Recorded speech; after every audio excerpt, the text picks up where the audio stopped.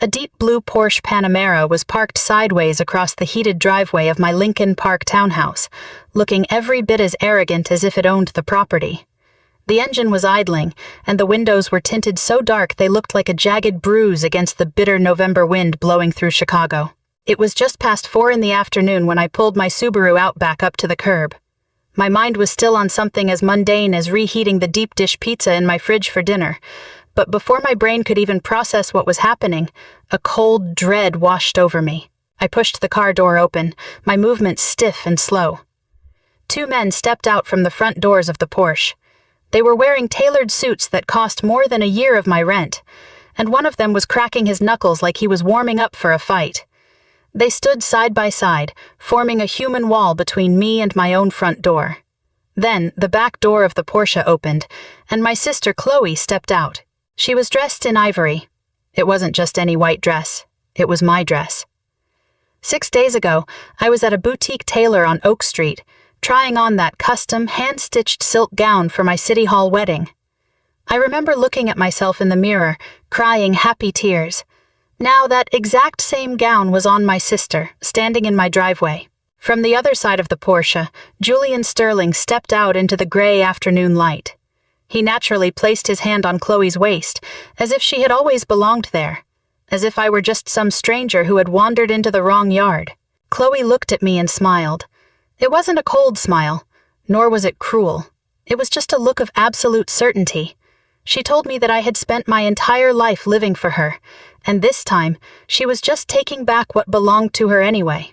I stood there in the freezing Chicago wind, in front of the house I bought with my own money, holding my briefcase and a half-empty cup of cold coffee, watching my fiancé wrap his arm around my sister's shoulders. I felt like I was watching a bad movie about someone else's life. Julian looked at me the way a businessman looks at a bad investment on a balance sheet. There was no anger, no guilt, just a man checking an item off his to-do list.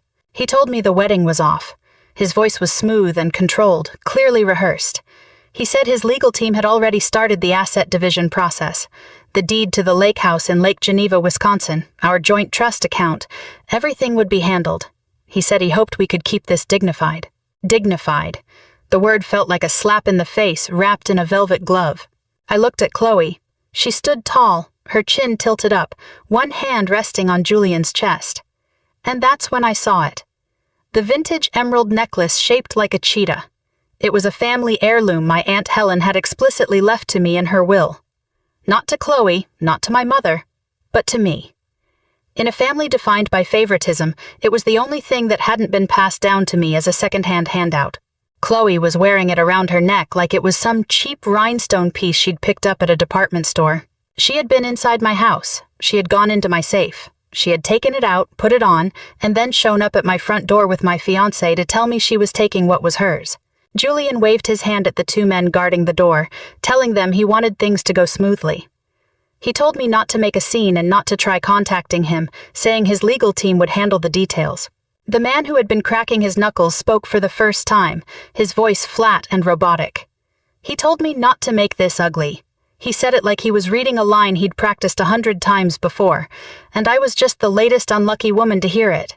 Chloe adjusted the waist of the silk gown and looked up at Julian, as if waiting for his approval. He gave her a subtle nod. She turned back to me and told me I should thank her. She said at least she didn't let me marry him before I found out the truth. Then she got back into the Porsche. Julian followed right behind her. The 2 bodyguards climbed into the front, and the doors slammed shut. The engine roared to life, and the car pulled out of my driveway, turning left at the corner and disappearing into the cold fog rolling off Lake Michigan. Chloe never looked back. Neither of them did. I stood on the driveway, holding my cold coffee, listening to the November wind sweep dead leaves across the concrete. My hands weren't shaking and my breathing was steady. I was not going to cry in my own driveway. Not for them. Not for either of them. I looked down at the engagement ring on my finger, a 4-carat radiant-cut diamond. 8 weeks ago, Julian had dropped to one knee in the penthouse suite of the Peninsula Chicago and slipped it onto my finger while a cellist played in the background. I slowly pulled it off and held it in my palm. $1.5 million. That was the appraisal value his lawyers would cite when they called to demand its return within the next 72 hours. I placed the ring on the concrete steps of the porch, right next to the doormat that read, "Welcome home," in elegant cursive script. Then I walked inside. The house felt wrong immediately. It wasn't tossed or messy like a robbery. It was a surgical extraction. Half of the master closet was empty, but the remaining hangers were spaced out perfectly, as if someone had spent the last few weeks taking one out of every 3 clothing items so the missing pieces wouldn't stand out. The bathroom cabinets were cleared out. My Adderall prescription for my ADHD was gone. My backup glasses and the passport in my drawer were missing. Even the encrypted external hard drive where I kept my tax records and offline financial models was gone. If it were just clothes and jewelry, I could understand. Chloe's malice always came with a flair for dramatic symbolism, but a passport, prescription meds, and a hard drive? That wasn't sisterly jealousy. That was strategic planning. Someone had broken into this house multiple times, taking things bit by bit while I noticed nothing, all because I trusted the people who had the keys to that door. I sat on the edge of the bed and let the silence sink in. When the noise finally stopped, the silence showed me everything I had missed. 6 days ago, when I went to try on my wedding dress, Chloe came with me. She helped me zip up the back. She stood behind the mirror, looked at me, and said I looked beautiful. She called me Harf, a childhood nickname we shared back when we slept in the same bedroom at our parents' place in Oak Park.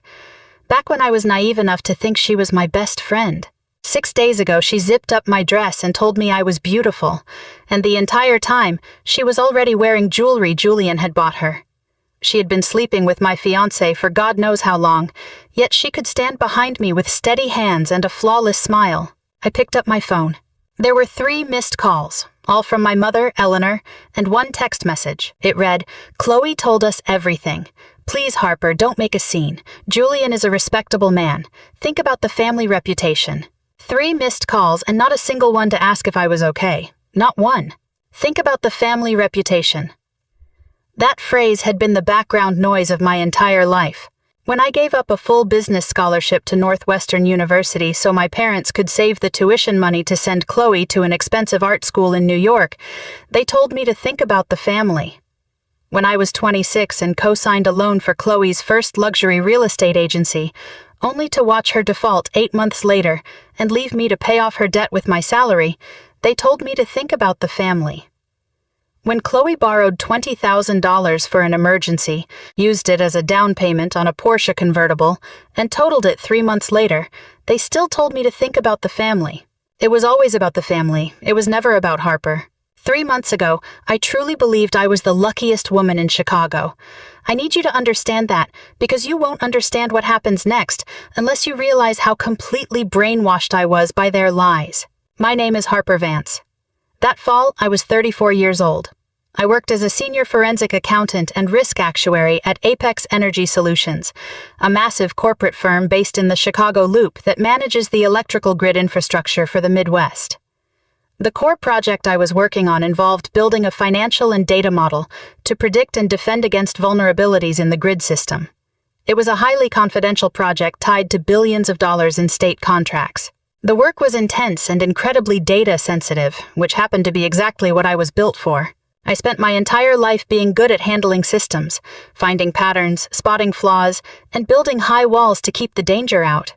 I just never thought I'd need to build those walls around my own heart. Julian Sterling came into my life 2 years before that deep blue Porsche blocked my driveway. It happened at a green energy venture capital charity gala held at the Willis Tower. I hadn't even wanted to go. I absolutely hate galas. The fake small talk, the fancy finger foods, and the high heels that pinch your feet. But Chloe insisted. She was working in PR for a boutique investment bank back then and claimed an event like this would be great for both of us to network.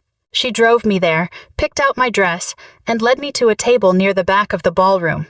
That was where she introduced me to a man wearing a charcoal custom suit with a few streaks of silver at his temples. He had a smile that could make anyone feel like they were the center of the universe. She introduced him as Julian Sterling, co-founder of Sterling Capital, and told him I was her sister, the math genius she was always talking about. And then Chloe disappeared for a full 20 minutes. I didn't think much of it at the time. Chloe was famous for vanishing at parties. She was always fluttering away like a butterfly to find someone more interesting to talk to, someone with a bigger name or a fatter wallet. That was just who she was. But now, sitting in a house that was half cleared out, staring at the empty space where my passport used to be, and smelling the lingering scent of my sister's perfume in the closet, those 20 minutes looked completely different. She hadn't just wandered off, she was making a delivery. She led me straight to Julian's table, handed me over, and left the room so he could get to work. Julian pursued me for 5 whole months before I finally agreed to a real date. I wasn't playing hard to get. I genuinely couldn't believe it. Venture capitalists featured in Forbes columns, men like Julian Sterling, didn't pursue women like me. I wasn't glamorous, and I didn't have a prominent social circle. I was just a forensic accountant who spent her weekends reading financial regulatory journals and her nights building complex risk models. But Julian was incredibly patient. Every Friday, white roses arrived at my office. Handwritten letters, not emails, but actual letters written on heavy, cream-colored stationery, were delivered to my apartment. He remembered every single thing I ever said. My favorite economist, the name of the dog I had when I was 11, and how I drank my black coffee with exactly 1 sugar cube, never 2. For the first time in my life, I felt deeply seen by someone who had absolutely no obligation to care about me. He proposed 8 weeks before that Porsche parked in my driveway. A private dinner at the Peninsula Chicago, a cellist playing, and a 3-carat radiant cut diamond catching the candlelight, scattering starlight across the ceiling. He dropped to one knee and told me he had never met anyone like me, calling me the only real thing in his life. I cried. I said yes before he could even finish the sentence. For the first time in 34 years, I believed that someone had firmly chosen me. Not because I could help pay off their debts, not because I was reliable, and not because I knew how to sacrifice myself without complaining, but simply because I was me. The wedding planning started immediately, and Julian took over most of it. 400 guests, a venue booked at the Four Seasons on Michigan Avenue, a gown from a top designer, elite florists, and a 15-piece orchestra. I wanted something small, but he wanted a grand ceremony. Every time we disagreed, he won me over with that same warm smile and the exact same phrase, "Trust me, I know what's best." I let him take the lead. I let him design the whole thing because I had spent my entire life watching others take center stage, and I thought that was just what love looked like. I get it now. He wasn't planning a wedding at all. He was building a stage, and I was never the bride. I was just a prop. As night fell, I finally stood up from the edge of the bed and started moving. The engagement ring was still out there on the concrete steps of the porch. I could see it flashing through the window under the porch light, looking like a tiny star dropped onto the concrete. My phone rang. It was an unknown number. I almost let it go to voicemail, but some kind of instinct made me pick up. A woman's voice came through, incredibly fast, strictly professional, and completely devoid of warmth. She introduced herself as Elena Ross, representing the legal department at Sterling Capital. She was calling to inform me that Mr. Sterling had initiated legal proceedings to recover the engagement ring, which was valued at $1.5 million. She said I had 72 hours to return it to their office in the Loop, and if I failed to comply, they would file a civil lawsuit. Before I could even answer, she hung up. 72 hours. They wouldn't even give me a single night to mourn before the lawyers started circling like vultures. This wasn't a breakup.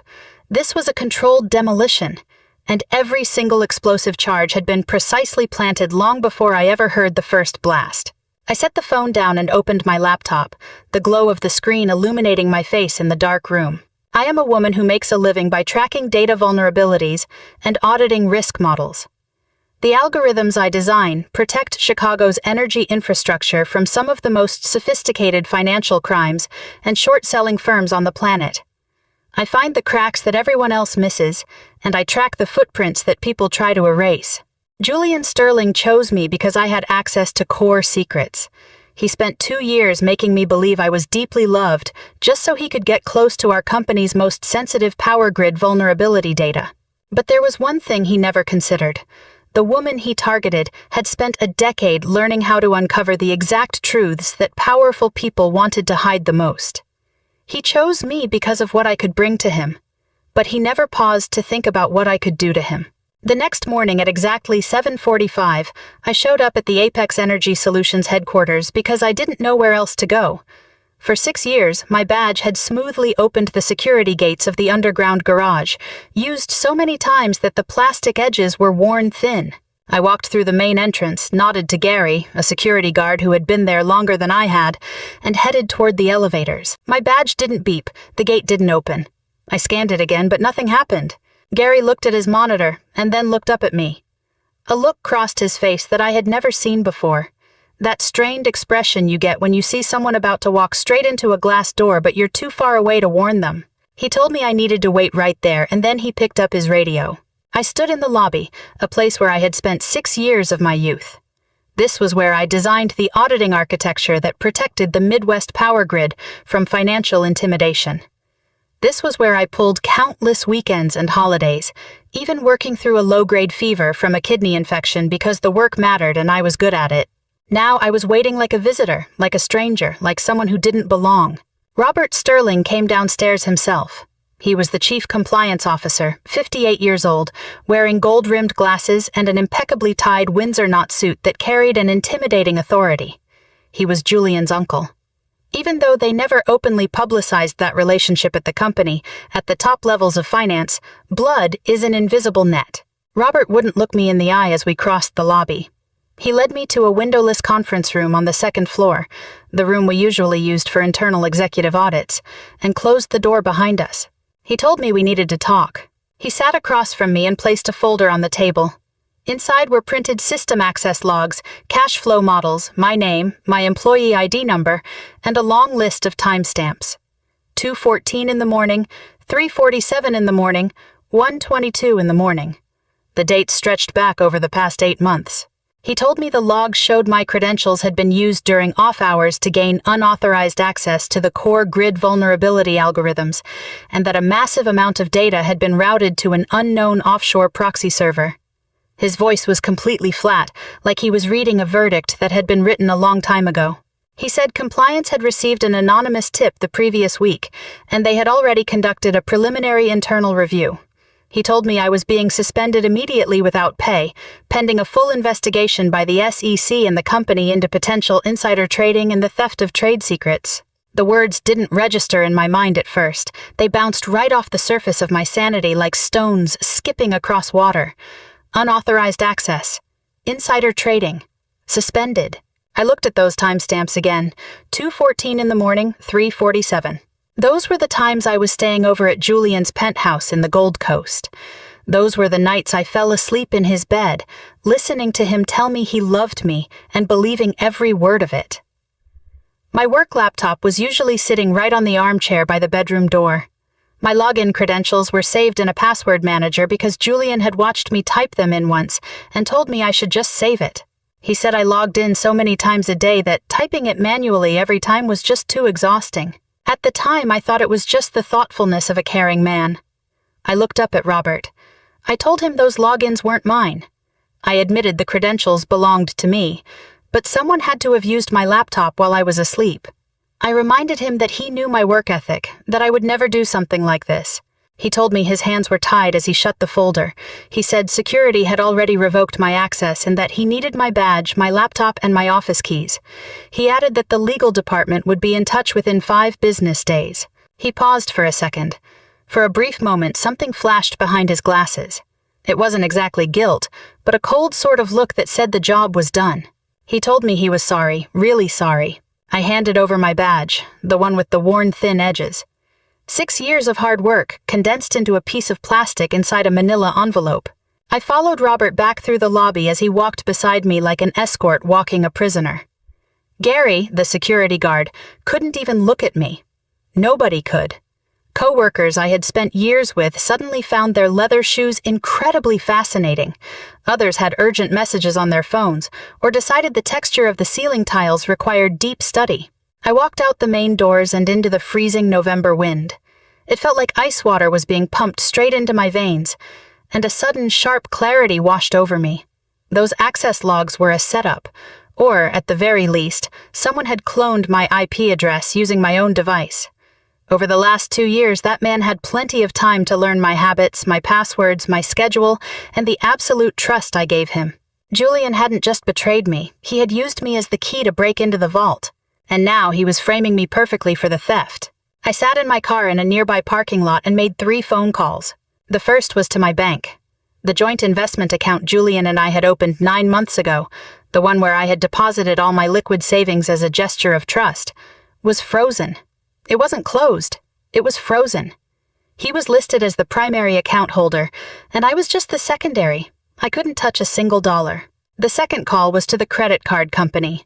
The authorized user black card Julian had set up for me, the one he insisted I carry everywhere for emergencies and to buy nice things, telling me I deserved the best, had been permanently canceled the day before. The third call was to the management office of my Lincoln Park townhouse.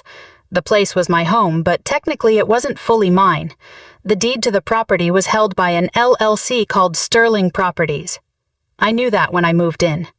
Julian had told me back then that it was the easiest setup for taxes, and he made it sound romantic, saying he would handle all the boring paperwork so I could focus on making it feel like a home. At the time, I thought it was generosity. In reality, it was a leash. The property manager informed me with the cold, polite detachment of someone reading a legal disclosure that my occupancy agreement would end in 30 days. She said Mr. Sterling's office had requested the property be completely vacated by December 15th. In less than 24 hours, I had lost my fiancé, my sister, my job, my savings, my credit history, and my home. Every single thing had been surgically cut away, like harvesting organs from a body that was still breathing. Sitting there in the parking lot, I called my parents. I don't even know why I bothered. Maybe it was a lingering shred of hope, or just muscle memory. Maybe it was that desperate, childish belief that when everything falls apart, your parents will always catch you. My father, Arthur, answered on the second ring. His voice was already defensive when he said my name. I told him that something truly terrible had happened, and I started to mention Julian. He cut me off harshly, like slamming a door right in my face. He told me Chloe had already told them everything. He said she told them about the scene I made at the house yesterday, claiming I was screaming like a crazy person and embarrassing her in front of the neighbors. He told me that wasn't how they raised me. I hadn't thrown anything, and I hadn't screamed. I had just stood in the freezing wind holding a cup of coffee, watching my life drive away in a Porsche. I told him it didn't happen that way at all, that Chloe was lying, and that Julian was behind it. My father's voice turned severe, using that sharp tone he always used when he was unilaterally ending a conversation and expecting you to back down. He told me Julian had been nothing but generous to this family. He said Julian had put up the money to save Chloe's real estate agency and had been incredibly good to my mother and him. Then he asked me if I was really standing there trying to tell him that a man who gave me a $1.5 million diamond ring was a villain. He told me I needed to get a grip on my temper and my paranoia. I could hear my mother's voice in the background. I couldn't make out her exact words, but I could hear that familiar, submissive tone. She had spent her whole life doing that, letting Arthur Vance speak for both of them, turning his absolute blindness into her obedience. I begged him to just listen to me for once. He told me he had heard enough. He said Chloe was heartbroken, Julian was disappointed, and my mother was upset. Then he asked me if, for once in my life, I could think about other people instead of just myself. The line went dead. I sat in the car with the engine off and the windows rolled up. I took a slow, deep breath in and let it out, doing exactly what I did when I was 14, and Chloe told the entire 8th grade that I had wet the bed at summer camp. It wasn't true at all, but to Chloe, the truth never mattered. The only thing that mattered was making me look small. My phone buzzed. It was a text from an unknown number. Just 6 words appeared on the screen.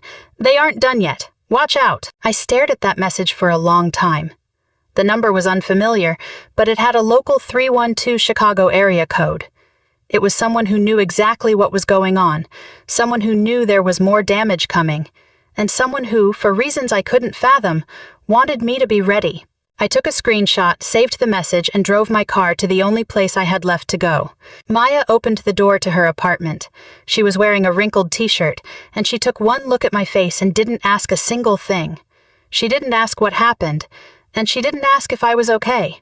She just stepped aside, told me the guest room was mine for as long as I needed it, and said she was going to put the kettle on.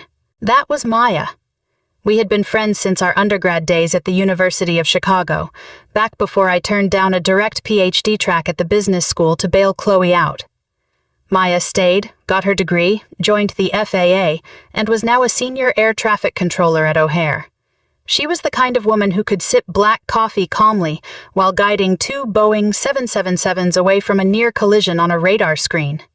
She was also the only person in my life who had never asked me to compromise myself. I told her everything. I started from the Porsche, the custom dress, the Cartier necklace, the forged access logs, the frozen accounts, and ended with the sound of my father's voice on the phone. Maya didn't interrupt. When I finished laying it all out, she was silent for a moment. Then she told me this wasn't some typical cheating scandal or a bad breakup. She said it was a premeditated corporate-level execution, and that someone had completely engineered the whole thing. I told her I knew. She asked me what I planned to do about it. I opened my laptop on her small kitchen table and told her I was going to do what I do best, find the flaws in the system. I got to work that very night. There was no room for emotion, only methodology, using the exact same logic I used at Apex to analyze potential systemic financial risks. Identify the entry point, map out the timeline, track the flow of funds. The access logs Robert had shown me listed specific abnormal timestamps over the last 8 months. I pulled up my personal digital calendar and cross-referenced every single one of those flagged login dates with my own schedule. Every single unauthorized access had occurred on a night when I was staying over at Julian's penthouse. There was not a single exception. Whoever accessed the system had used my credentials through a hardware device I didn't recognize, but the connection had been routed through a premium VPN proxy, configured to make it look like it was coming directly from my own home network. Someone had cloned my digital signature and perfectly masked my IP address. That required highly specialized knowledge of network and financial systems. That wasn't Julian's level. He was a master of capital manipulation, a deal maker, a front man. He didn't understand the underlying architecture, he just paid the people who did. That meant someone with serious technical skills had set this trap. Someone who understood the internal firewall architecture at Apex Energy and knew how to bypass the SEC's automated monitoring and our own company's security team. It had to be an insider. I thought about the people on my team, the ones I worked with day and night on our predictive models.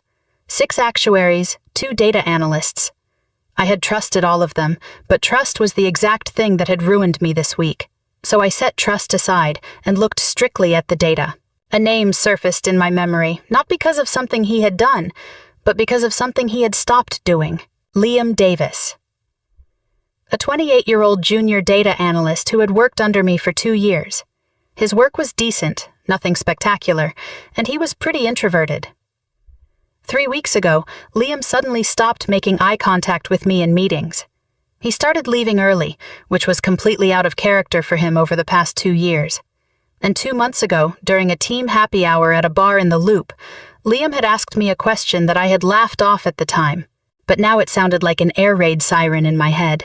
He had casually asked me how our grid vulnerability model was isolated from the data scraping protocols used by outside short-selling firms, mentioning he was working on a quarterly presentation about our internal architecture. I had given him a quick explanation over a gin and tonic.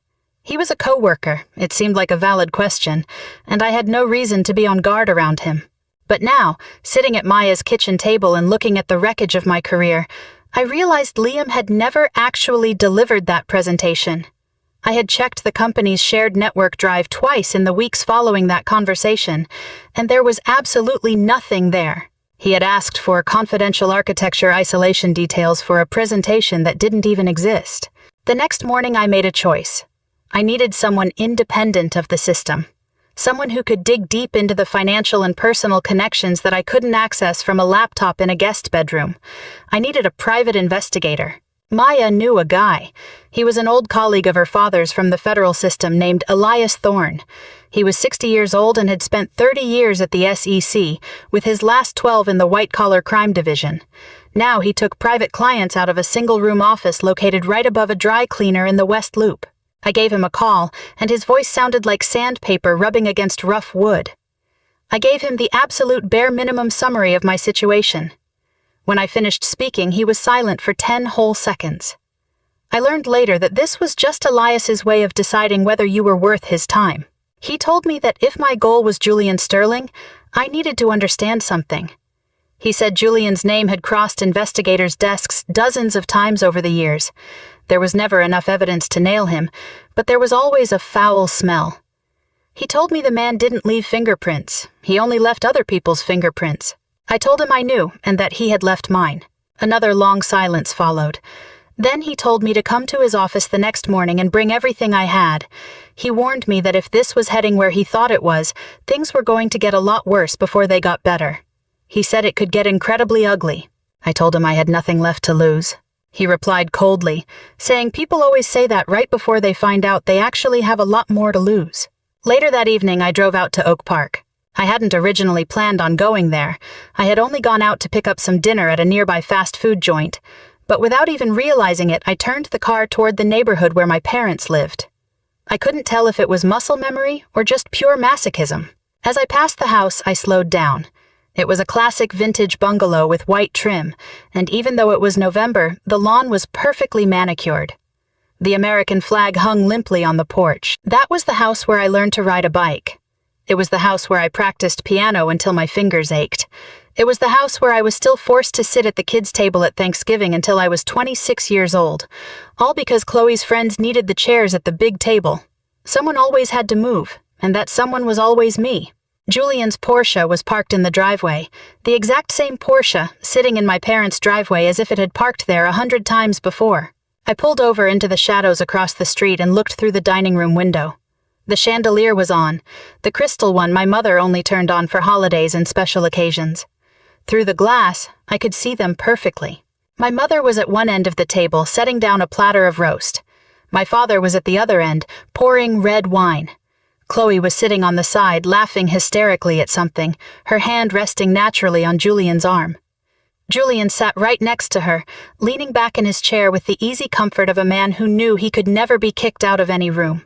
They were having dinner, a cozy family dinner. 4 days after Chloe stole my fiancé, and 3 days after my parents told me to get a grip, my family was sitting around the dining room table with the man who had systematically destroyed my life, and they were cutting roast under that expensive crystal chandelier. Chloe was sitting in my chair, the one on the left, closest to the kitchen, the exact spot I had sat in for every single family dinner for as long as I could remember. She sat there with her back straight, raising a wine glass while my mother smiled at her. My father carved the meat, and Julian Sterling watched it all with the quiet satisfaction of a man who had successfully bought everything in sight. I sat in my car across the street, watching my family complete my replacement over a roast dinner. They hadn't even pulled the blinds. They didn't see a reason to, because in their minds, I was already gone. I had already become the version Chloe had described to them, the hysterical, embarrassing older sister who needed to be controlled. They closed ranks so fast it felt like I had never actually been a part of them. I shifted into drive and pulled away from the curb. I didn't cry. I drove back to Maya's apartment, heated up some leftover soup, sat at the kitchen table, and opened my laptop. Elias Thorne's number was saved in my phone, right next to the glowing screen showing that anonymous text message. "They aren't done yet. Watch out." Yeah, they weren't done, but neither was I, not by a long shot. Elias Thorne's office smelled like musty archival paper and burnt, cheap coffee. He had been looking into my case for 4 days, and when I walked in that Thursday morning, there were 3 folders sitting on his desk instead of just one. He didn't bother with a greeting. He just pointed to the chair across from him and pushed the first folder toward me. He told me to sit down, saying we had a lot of ground to cover and none of it was going to make me feel better. The first folder was filled with surveillance photos. Chloe and Julian at a Michelin-starred restaurant on Michigan Avenue, her hand on his knee under the table, his lips pressed close to her ear. There was a hotel bill from the Four Seasons dated 14 months ago, paid for with a corporate card from Sterling Capital. Flight manifests showed that Chloe and Julian had traveled together on the same private jet to Miami, Aspen, and the Bahamas over the past 18 months. 18 months. Chloe had been sleeping with my fiancé for a year and a half. That was 6 months before I had even met Julian in any romantic sense. She wasn't the woman who stole my fiancé. She was the woman who had him first. Elias watched me flip through the photos with hands that were trying desperately to stay steady. He told me the affair was just the surface, adding that while it was ugly, it wasn't the real point of the story. He said the real point was in the second folder. I opened it up to find financial records, corporate registration documents, and employment histories. Chloe Vance had worked as a client relations associate at Julian's private investment fund, Sterling Capital, for 11 months. That was 3 years ago. She left 14 months ago, right around the time the hotel bills started showing up. On paper, she was just a low-level employee who quit to start her own luxury interior design and real estate agency, Vance and Bloom Spaces. But in reality, the timeline told a completely different story. Chloe had been embedded inside Julian's organization for nearly a year before the affair even started. She had access to his documents, his network, and his strategies. And that design agency my parents were so proud of, the one I had co-signed a loan for, had its startup capital funded by a massive $500,000 injection.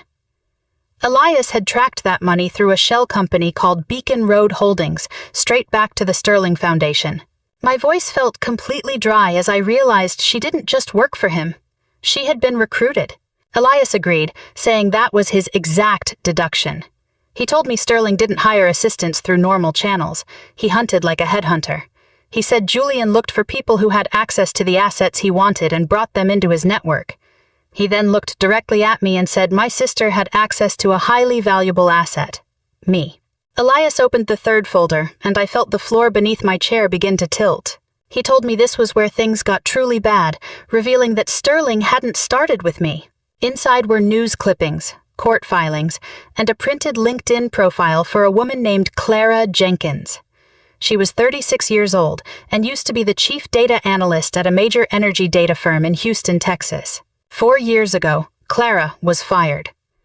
An internal investigation had uncovered evidence that she had engaged in unauthorized off-hours access to proprietary trade secret data.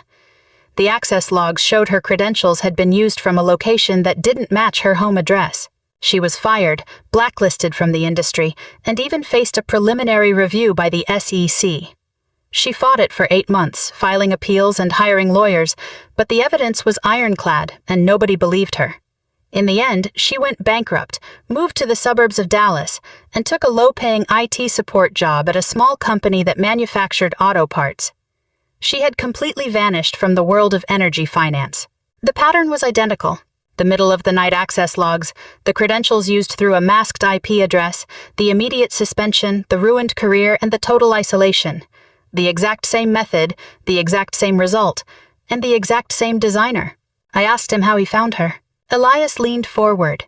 He told me that 4 years ago, the legal matters surrounding the Clara Jenkins incident were handled by a top-tier law firm in New York. The lead attorney was a man named Victor Hale. He was the exact same Victor Hale who currently handled all of Julian Sterling's domestic, civil, and legal affairs, and whose firm had sent me the threatening letter demanding the return of the engagement ring. He told me Sterling had a specific playbook. He said Julian targeted female executives or technical anchors who had access to critical infrastructure data, got close to them by building a romantic relationship, extracted the data he needed to short the market, and then framed them for the data breach when they outlived their usefulness, walking away completely clean.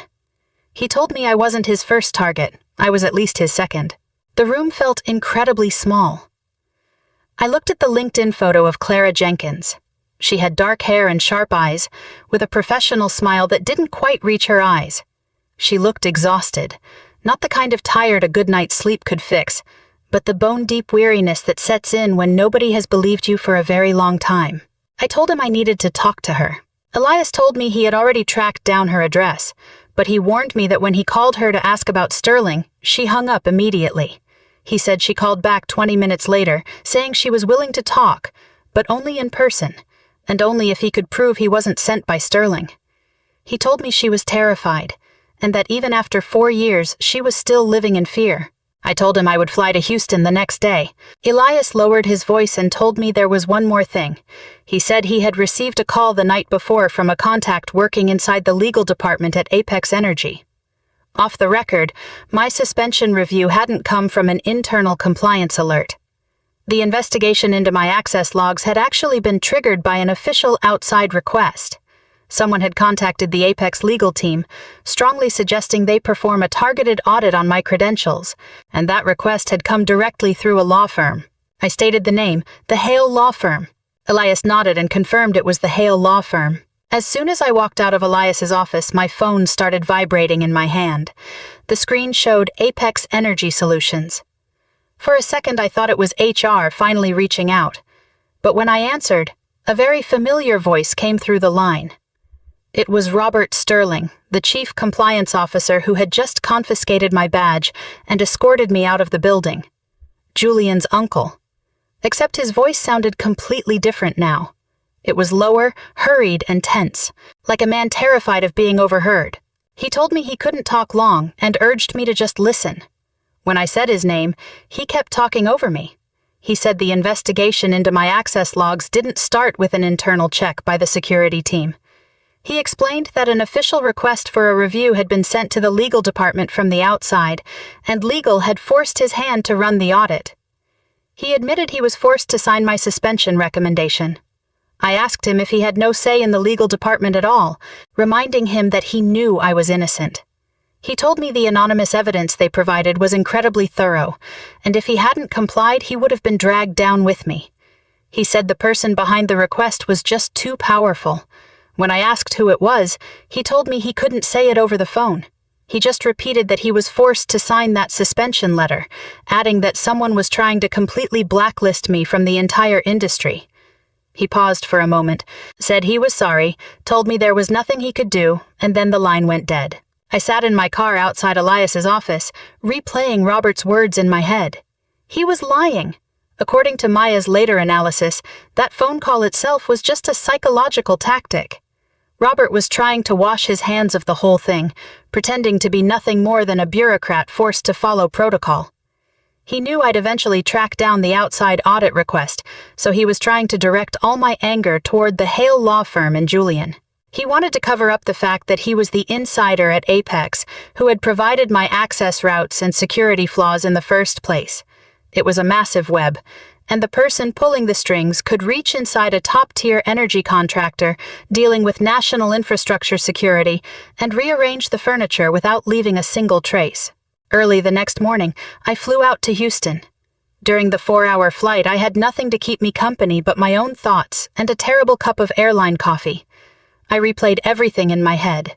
The charity gala where Chloe introduced me to Julian, the 20 minutes she disappeared, the 2 years of relentless pursuing, the white roses, the handwritten letters, the weekend trips, the proposal, the access logs, the framing, and Robert's fake phone call. Every single piece of the puzzle fit together perfectly like a circuit board. Every connection was deliberate, and every single path was designed to pass information one way, flowing from me to Julian, while pushing the blame in the opposite direction, from Julian straight onto my head. Clara Jenkins lived in a rundown 3-story apartment building in the suburbs of Houston, surrounded by an industrial area that smelled of rust and humidity. She stared at me through the gap in the security chain for 10 whole seconds before she finally let me inside. She was even thinner than she looked in her LinkedIn photo. Her apartment was clean but incredibly bare, the kind of space belonging to someone who no longer planned on staying long and had given up on decorating altogether. We sat down at her kitchen table. She poured me a glass of water and didn't say a word until I spoke first. I told her everything, the Porsche, the custom gown, the access logs, Elias's findings, and the exact same pattern. She listened without a single expression, her hands tightly gripping her glass. When I finished talking, she closed her eyes and let out a long breath through her nose, looking like a deflated balloon. She told me it had been 4 years. She said for 4 years she had been telling herself that it was all over and that she had moved on. And now, I was sitting in her kitchen telling her that it was still happening. She opened her eyes and told me that when she met him, he was using the name David Moran. She said he was charming, persistent, and made her feel like the center of the universe. They dated for a year, and he proposed in the 8th month. She said yes, pausing before noting it was the exact same playbook. I repeated those words back to her, the exact same playbook. She told me he ruined her life and nobody believed her. Her voice was flat and matter-of-fact, like a weather forecaster reporting on a hurricane that had already passed through. She said people told her she was paranoid, her family distanced themselves from her, and her friends got tired of hearing her complain. She said her lawyer told her to just take a severance package and walk away because the cost of fighting it was more than she could ever recover. So she gave up. She moved out here and took an IT support job for an auto repair shop. She went from protecting national energy data to fixing appointment systems. She looked at me and asked what I actually wanted her to do. I asked her to give me everything she had, the emails, the documents, the notes, anything she had kept from when it happened. She told me she kept everything. She stood up, walked over to her bedroom closet, and pulled out a cardboard box sealed with yellowed packing tape. She said she kept it because she knew someone else would eventually come knocking, adding she just didn't expect it to take 4 years. We spent 2 hours going through that box. Inside were printed emails between David Moran and the Hale law firm. The language was incredibly clinical and corporate, using phrases like asset management, liability isolation, and separation protocols. Clara's name never appeared directly. She was referred to as the subject or CJ. In one email sent 4 years ago by Victor Hale to Julian's office, it read clearly, "Subject has been neutralized. Recommend executing standard separation protocol. No further contact required." Neutralized. Like she was a bomb being dismantled, or a system glitch that needed to be patched and forgotten. I read my own future in the official jargon of Clara's past. Somewhere in a folder deep inside Julian's computer, there was bound to be an identical email. Subject HB neutralized. Execute standard separation protocol. Find the next target. As I put the last document back into the box, Clara suddenly grabbed my wrist. Her grip was much stronger than I expected. She told me there was one thing she had never told anyone. She said the night before she was fired, someone broke into her apartment. Nothing was missing except her work laptop and phone. She found a note left on her kitchen counter that contained just a single sentence. "Drop it, and this is where it ends." I asked her if she had called the police. She asked who would have believed her. In their eyes, she was already the unstable, crazy ex-girlfriend who couldn't accept getting dumped. That was the narrative they had spent so much time building. She admitted that by the end, she even started wondering if she really was crazy. She let go of my wrist and told me to be careful. She said Julian didn't just ruin people's lives, he erased them. She warned me that when he was done using you, the whole world would forget you ever existed. I flew back to Chicago carrying Clara's cardboard box, her words echoing in my ears the entire way. He erases them, like using an eraser to wipe away a pencil mark on paper, as if you never existed at all.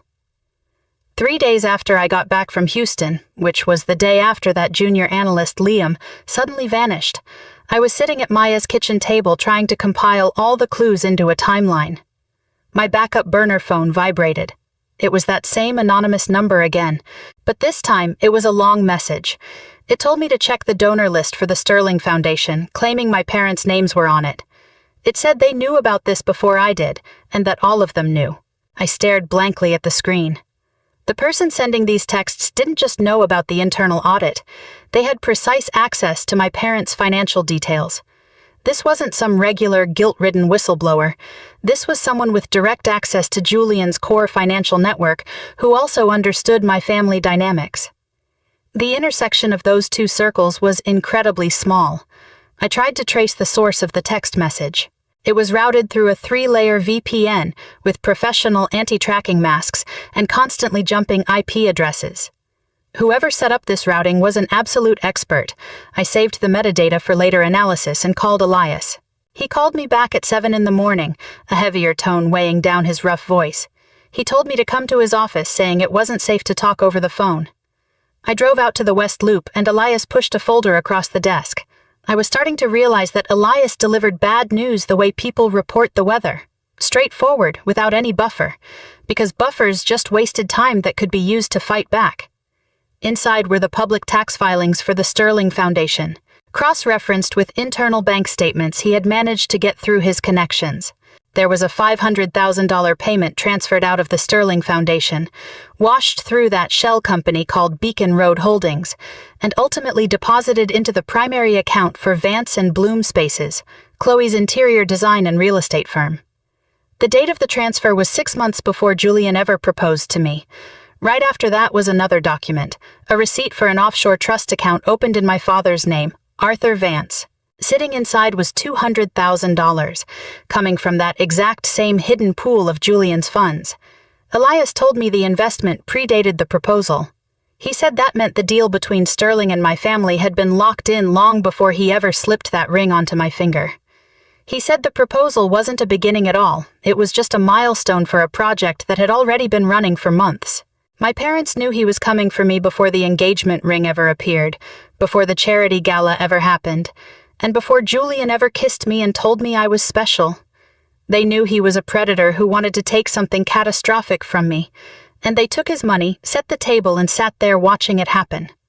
Without calling ahead, I drove straight out to Oak Park.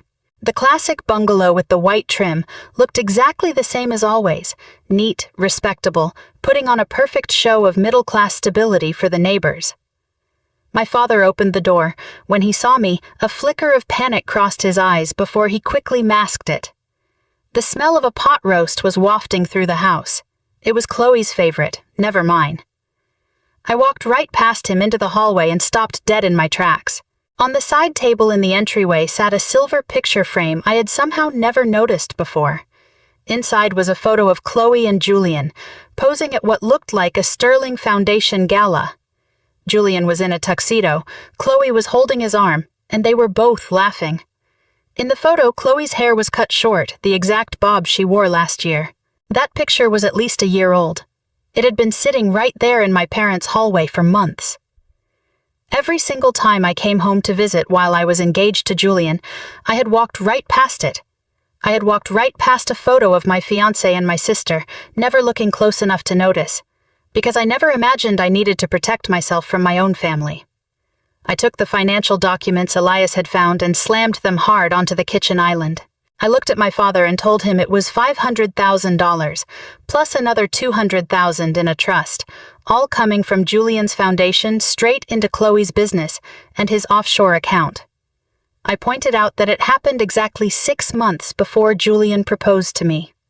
The dish towel my mother was holding slipped from her hands and hit the floor. My father walked in from the hallway, looked down at the financial documents on the counter, and his jaw clenched the exact way it always did.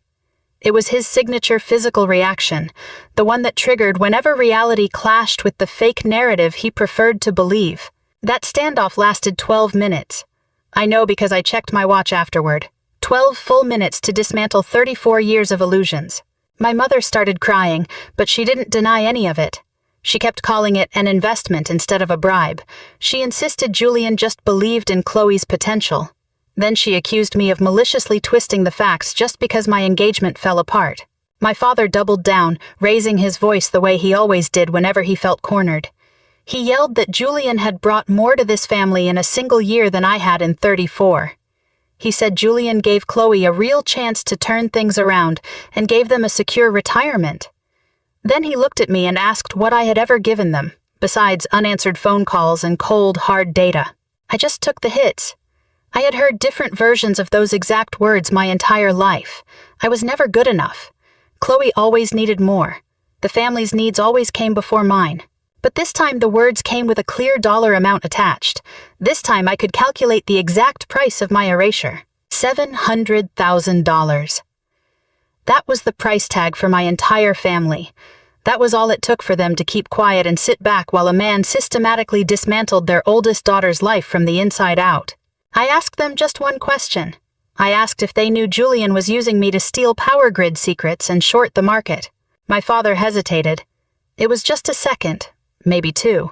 But my training had taught me to catch even the smallest pause in a system, and a 2-second hesitation from Arthur Vance was long enough to expose a bottomless abyss. My mother kept her eyes on the floor. Neither of them gave me a straight answer. My father finally spoke up, claiming they didn't ask too many questions. He said Julian told them he needed me as a springboard for some business interests, so they just assumed I was helping him make a few networking connections. I asked him if they really just assumed. I told him they didn't ask because they didn't care what happened to me, as long as the money kept flowing into Chloe's business and his own retirement account. Right then, the front door opened. Chloe walked in carrying a luxury shopping bag, her sunglasses pushed up on top of her head like a crown. She had a key. She could come and go whenever she pleased. In every possible way, this was still her home, and it had never been mine. She took one look at me, the papers on the island, our crying mother, and our red-faced father. She set her bag down, poured herself a glass of water from the dispenser, took a sip, and looked right at me. She told me that I had spent my entire life living for her, and that I should be used to it by now. Then she added that if anything, I should be grateful she gave my boring life a little bit of value. Those words hit the room like a heavy stone dropping into stagnant water. My mother flinched. My father turned his head away. But Chloe just stood there in our mother's kitchen, sipping her water with the exact same expression she had in the Porsche. It was the same look she gave me 6 days ago at the tailor, right when she was zipping up my wedding dress and telling me how beautiful I looked. She was calm, completely certain, and arrogant. She genuinely believed it. She had so thoroughly rewritten our family history that she saw herself as the sun, viewing me as nothing more than a dim satellite built purely to reflect her light. And my parents' silence confirmed they were reading from the exact same script. I stood up and looked at the three of them. My mother was clutching her dish towel and crying for herself, not for me. My father stood rigid as stone, carrying the self-righteousness of a man who had never admitted a mistake in his life. My sister was drinking water like it was just a regular Tuesday. I told them I had spent my whole life thinking I wasn't good enough for this family, but it turns out I was only worth $700,000 to them. I told them that now that I knew my price, they were going to regret not charging a whole lot more. I walked out of that house and never looked back, letting the door slam hard behind me. That night, I met Liam Davis at a Starbucks on Michigan Avenue. Elias had tracked his location through his canceled credit card activity and practically dragged him out of Wisconsin. Liam looked even worse than he did before my suspension. The dark circles under his eyes looked like deep bruises. The veins on his neck and wrists stood out against his thin skin, and his hands shook violently as he held his coffee. He confessed he had been sleeping in his car for the last 2 days. He handed me an 8-page notarized statement. It confirmed that Robert Sterling had coerced him into fabricating the illegal off-hours access logs in our internal auditing system to frame me. But he wasn't done yet. He was carrying an even heavier truth, and I watched him take a deep breath like a man standing on the edge of a high diving board. He dropped his voice and told me that when Robert first approached him to do this, it wasn't through a phone call or an email. It happened through my sister. I set my coffee cup down. Liam explained that Chloe had attended a company networking happy hour about 1.5 years ago. He said he had no idea who she was at the time, but she was friendly, almost flirtatious. He said she knew the exact details of his illegal sports betting debts. Information he noted she couldn't have known unless she had access to background checks or high-level HR files. She even knew about the underworld connections of his bookies. He said she made light of it, acting like it was an open secret, and when he started to panic, she told him she knew someone who could make the whole thing go away. Liam's hands shook even harder. He told me that 2 weeks later she introduced him to Julian and Robert at a private dinner. Robert promised to use his funds to clear that $200,000 debt, but only if Liam helped them out with a little system configuration favor. Liam said he initially thought it was just about faking a few expense reports or altering some minor data, but then the whole thing spiraled completely out of control. I asked him who else was involved. He looked at me, and I saw an expression that went way beyond fear.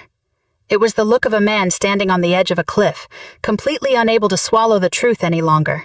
He told me there was someone else inside Apex Energy with incredibly high clearance, someone even higher than Robert. He said he never met this person directly, but Robert had mentioned a code name once. He called them the Gatekeeper. Liam said the Gatekeeper had been feeding algorithm models to outside short-selling firms for 2 whole years before Julian ever proposed to me.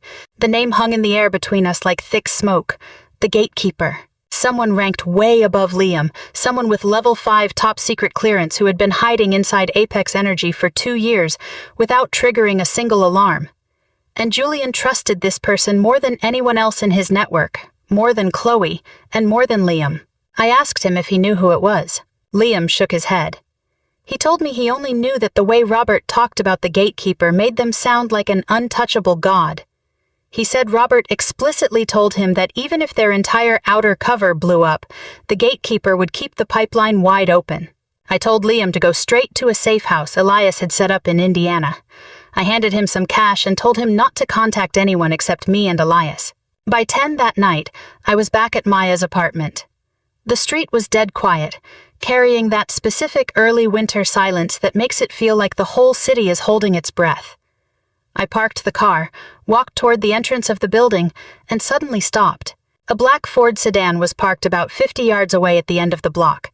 The engine was off, and the headlights were dark, but through the tinted windshield, I could see the faint glow of a phone screen illuminating a blurry face. I didn't look directly at it. I just pretended not to notice as I walked past, memorizing the license plate number before heading inside the building. Maya was in the kitchen. She was standing by the counter, holding her phone, and the look on her face was grim, an expression I hadn't seen since the day she told me her mother had been diagnosed with cancer. She told me she didn't want to scare me, but that car had been parked out there for 3 nights now. Then she added that yesterday, someone had called the O'Hare Air Traffic Control Tower asking for her shift schedule. They claimed it was for a legal matter, but refused to provide a name or a law firm. I looked through the gap in the blinds. The black sedan hadn't moved an inch. Whoever was sitting in that car was patient and professional. They had been watching Maya long enough to map out her entire routine. They weren't coming after me directly. They were mapping out the connections around me, looking for Maya's schedule, Maya's workplace, and Maya's vulnerabilities. She was being profiled, not because she did anything wrong, but because she was the last person still standing by my side. I used an old camera of Maya's with a telephoto lens to snap a picture of the car. Running the plate through a public database led straight into a dead end. It was a long-term rental from a commercial agency, likely paid for with a corporate card registered under a shell company. I texted the plate number to Elias. Then Maya and I sat in the dark living room with the blinds drawn tightly. She looked at me and said the words I dreaded hearing the most.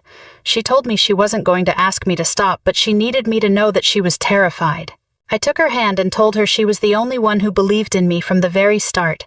I promised her I would never let them lay a single finger on her. She looked at me and said she knew, adding that that was exactly what scared her the most. She said she was terrified I would step directly into the line of fire just to take a bullet meant for her. We sat there in the dark, listening to the sound of the city breathing outside the window. Neither of us said out loud what we both already knew. My circle of safety was shrinking right before our eyes, and the people left inside had absolutely nowhere to run. Once Maya went to bed, I sat at the kitchen table, staring blankly at my laptop screen until all the scattered clues stopped floating around and began to form a concrete shape.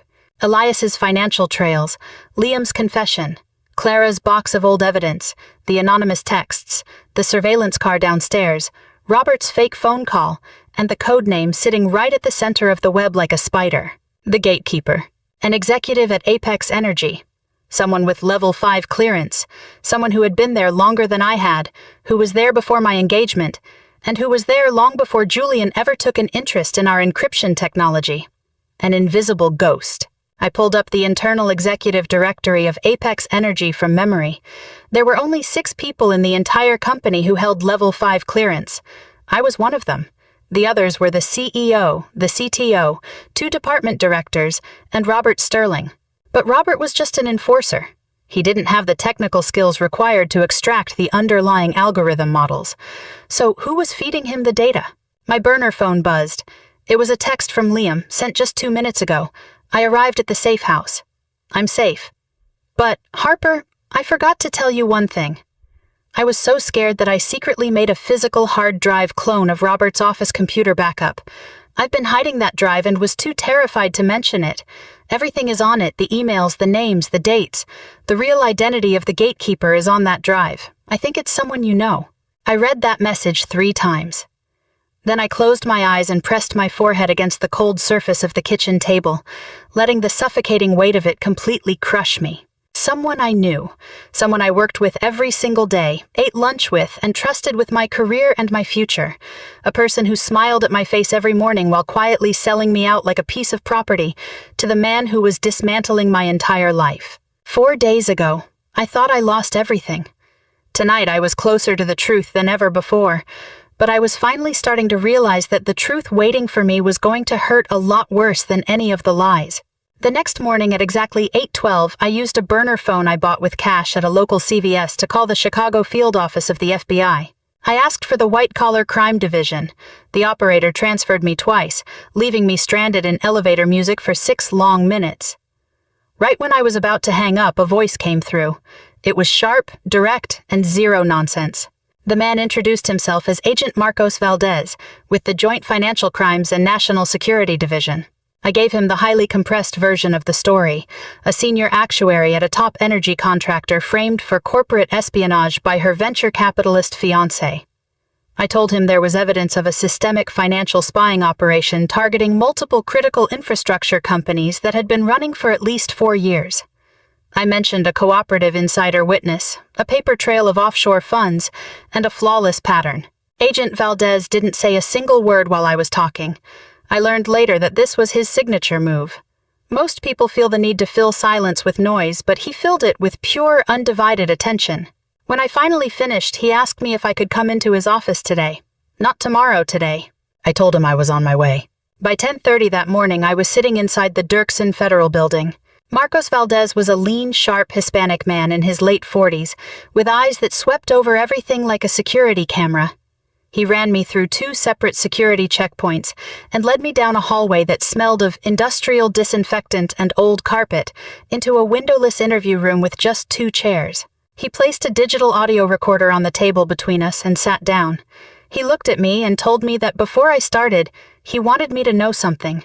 He said I wasn't the first person to walk into this building to blow the whistle on Julian Sterling. My stomach dropped for a split second before a sudden jolt went through me. The FBI already knew his name. I wasn't here to report a crime. I was here to confirm a target they had been quietly watching for months. I asked him how long they had been on him.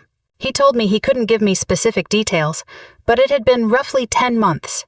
He said they suspected market manipulation through short-selling firms, money laundering through real estate shell companies, and the illegal acquisition of national power grid data through private contractors. He admitted they had pieces of the puzzle, a few financial anomalies, and some sketchy links between Sterling Capital and certain foreign sovereign wealth funds. He paused, then added that they didn't have an insider witness. He said they lacked the hard, concrete proof from inside the target company, meaning everything they had was strictly circumstantial. And circumstantial evidence wasn't enough to get a federal judge to sign an arrest warrant for a billionaire with a literal army of lawyers. I opened my bag and started laying everything out across the table. I gave him Liam's notarized confession about the fabricated logs. I showed him the financial trail Elias Thorne uncovered, tracing Julian's foundation through Beacon Road Holdings straight to my parents' and Chloe's firm. I pulled out the documents from Clara Jenkins's cardboard box, including the emails from the Hale law firm outlining the subject neutralization and the standard separation protocol. It was the exact same pattern, 2 women, 2 energy data firms. Same method, same result. And then I gave him the code name. I told him there was an insider at Apex Energy, someone Julian called the gatekeeper. I said they had been operating for at least 2 years, maybe longer. The moment I said that name, a tiny shift crossed Valdez's face. It was the kind of micro-expression a regular person would miss entirely, but I had spent my whole life searching for anomalies in systems. A human face is just another system. He had heard that code name before. The FBI knew the gatekeeper existed, but they had never been able to pin down an identity. I was the missing variable. Valdez spent 10 minutes carefully reviewing the documents before he looked back up at me. He told me that everything I was describing could be the exact breakthrough they had been waiting for. But he said he had to be completely transparent with me. He warned me that if I formally cooperated and became a federal witness, Julian Sterling would know very quickly, and his legal team would know. He added that based on what they had observed, Julian's reaction to potential threats was always extreme and deadly. I looked at him coldly and told him he had already taken my job, my home, my family, and my fiancé. I asked him what else I possibly had left to lose. Valdez looked at me calmly and told me I could lose my safety and the safety of the people around me. I instantly thought of Maya, the black Ford sedan parked outside her building, and the threatening calls made to the control tower. I told him I understood the risks. I said I wasn't there to beg for protection from the danger. I was asking him to use what I was giving him to completely ruin Julian before he could pull the exact same stunt on someone else. The moment I walked out of the federal building into the midday sun, my phone rang. It was Maya. Her voice was incredibly tight, wrapped in that flat, suppressed tone she only used when dealing with major emergencies at work. She asked me if I had seen the news yet. I pulled up my phone. The Chicago Tribune had dropped a breaking investigative piece just 2 hours ago. The headline hit me like a heavy fist wrapped in a newspaper. Former energy contractor executive accused of data breach claims. Frame job by billionaire ex-fiancé. Insiders cite severe mental health issues. I stood frozen on the sidewalk as I read through the entire article. The piece was dressed up like an investigative report, but it was nothing more than a carefully coordinated character assassination. The article heavily cited anonymous sources close to the Sterling family, painting me as a paranoid, unstable woman who was spiraling after a broken engagement. The reporter even quoted a family member who spoke on the condition of anonymity, claiming I had a long documented history of mood swings and violent outbursts. Then, down in the fourth paragraph, came the hidden knife straight to my ribs, a detail that made my vision blur. The report mentioned that I had been on long-term psychiatric prescription medication, heavily implying a severe drug dependency and mental instability. My Adderall, the prescription bottle that vanished from my medicine cabinet when my house was surgically cleared out back in October. It wasn't just a petty theft. They didn't just take the pills. They took the prescription labels, the pharmacy records, and the exact dosage details, and then they fed them to a reporter as ironclad proof that I was having a mental breakdown. It wasn't a prank. It was ammunition. The article featured a direct quote from Chloe. "My sister needs professional help. I love her. But ever since the engagement was called off, her behavior has been completely out of control. I'm deeply concerned for her safety, and honestly for the safety of everyone around her." It was a flawless performance of a worried sister. Chloe sounded incredibly caring, not malicious, deeply concerned, not vindictive. A regular reader scrolling through their phone on a lunch break would just see a troubled, paranoid woman and a sweet sister trying to help her. They wouldn't see the Porsche. They wouldn't see the custom dress. They wouldn't see the Cartier necklace, the $500,000 payoff, or the email stating that the subject had been neutralized. I forced myself to scroll down to the comment section. I'm human, and when people are hurting, they do stupid things. Almost everyone was taking Chloe's side. People were saying this poor woman needs a psychiatrist, not a courtroom. Others called me a gold digger who went crazy after getting dumped by a billionaire. Some said the sister was an absolute saint for putting up with this classic case of crazy ex syndrome. Every single comment felt like a tiny razor slit. I shut my phone off. I couldn't look at it anymore. The professional fallout hit like lightning. An hour later, Maya called me back. The supervisor's office at O'Hare had received 3 anonymous phone calls that morning. The first call accused Maya of harboring a criminal suspect under federal investigation and demanded to know if the FAA condoned its employees participating in money laundering. The second call demanded a copy of her shift schedule. The third call was the shortest and the most lethal. A man's calm voice simply said, "Tell your friend to drop it or someone's going to get hurt." Maya's supervisor told her in a highly uncomfortable, bureaucratic tone that she needed to take a few days of paid administrative leave to sort out her personal life so it wouldn't impact the safe operations of the tower. Maya was holding it together, but endurance has an expiration date. I called Elias and told him they were going after Maya now, cutting off my entire support system. Elias's voice carried a chilling streak of reality when he replied. He told me this was the standard playbook for someone of Sterling's caliber. He said they isolate the target, clear out all allies, and make supporting you look so incredibly expensive and painful that everyone backs away in fear. Then, he said, they can crush you in the dark with zero resistance. I asked him how to stop it. He told me I had to move faster than they expected. Early the next morning, I flew right back to Houston. I didn't just go to warn Clara that the FBI investigation was moving fast and that her name might become public soon. I also needed to dig back into her old files for more details. Clara opened the door, looking like she hadn't slept a single wink since the last time I saw her. She had already read that piece in the Chicago Tribune. She told me it was happening all over again. She wasn't even crying for me. She was crying for herself. Watching my story play out in the news was ripping open wounds that had taken her 4 long years to patch up. She said it was the exact same playbook, pointing out the media war, the anonymous sources, and the deeply worried family members. She told me they did the exact same thing to her down in Texas, adding that by the time she finally scraped together enough money to fight back, the public had already written her off as a crazy lady who stole corporate secrets. She noted that nobody ever wants to listen to a crazy person's defense. Clara dragged that old cardboard box out of her closet again, but this time she dug way deeper, pulling out a flash drive and a stack of handwritten notes.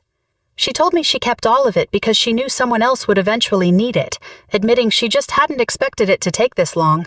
We organized the materials right there at her cramped kitchen table. In the emails between Julian's office and the Hale law firm, I finally found the logical trail I needed. The language was still clean and corporate, a narrative style designed to say everything without leaving any direct, incriminating evidence. They used phrases like asset management, isolating the contamination source, and recommending the execution of standard separation protocols. One email from Hale to Julian's team read explicitly, "Subject has been neutralized. No further contact required. Recommend archiving all CJ-related communications and moving resources to pipeline development." Pipeline development. That meant they had an assembly line system, a corporate process built to identify, target, exploit, and ultimately discard high-clearance women. Clara wasn't a one-time mistake. She was just the early prototype that had been run through the machine. As I packed the documents into my bag, Clara grabbed my arm again. Her fingers dug deep into my wrist, forcing me to feel her racing pulse. She told me to be careful, warning me that Julian didn't just ruin lives, he erased existences. She said that by the time he was done with me, nobody would even remember who I used to be. I landed back at O'Hare with Clara's warning ringing in my ears. Erasing existences. 4 years later, Clara was alive, but she was completely invisible to the world. The career she built, her credibility, and her identity had been compressed into a single line in a lawyer's email reading, "Subject neutralized," and then sealed away. That night, I tried to get a hold of Liam. The phone rang 6 times before going to voicemail.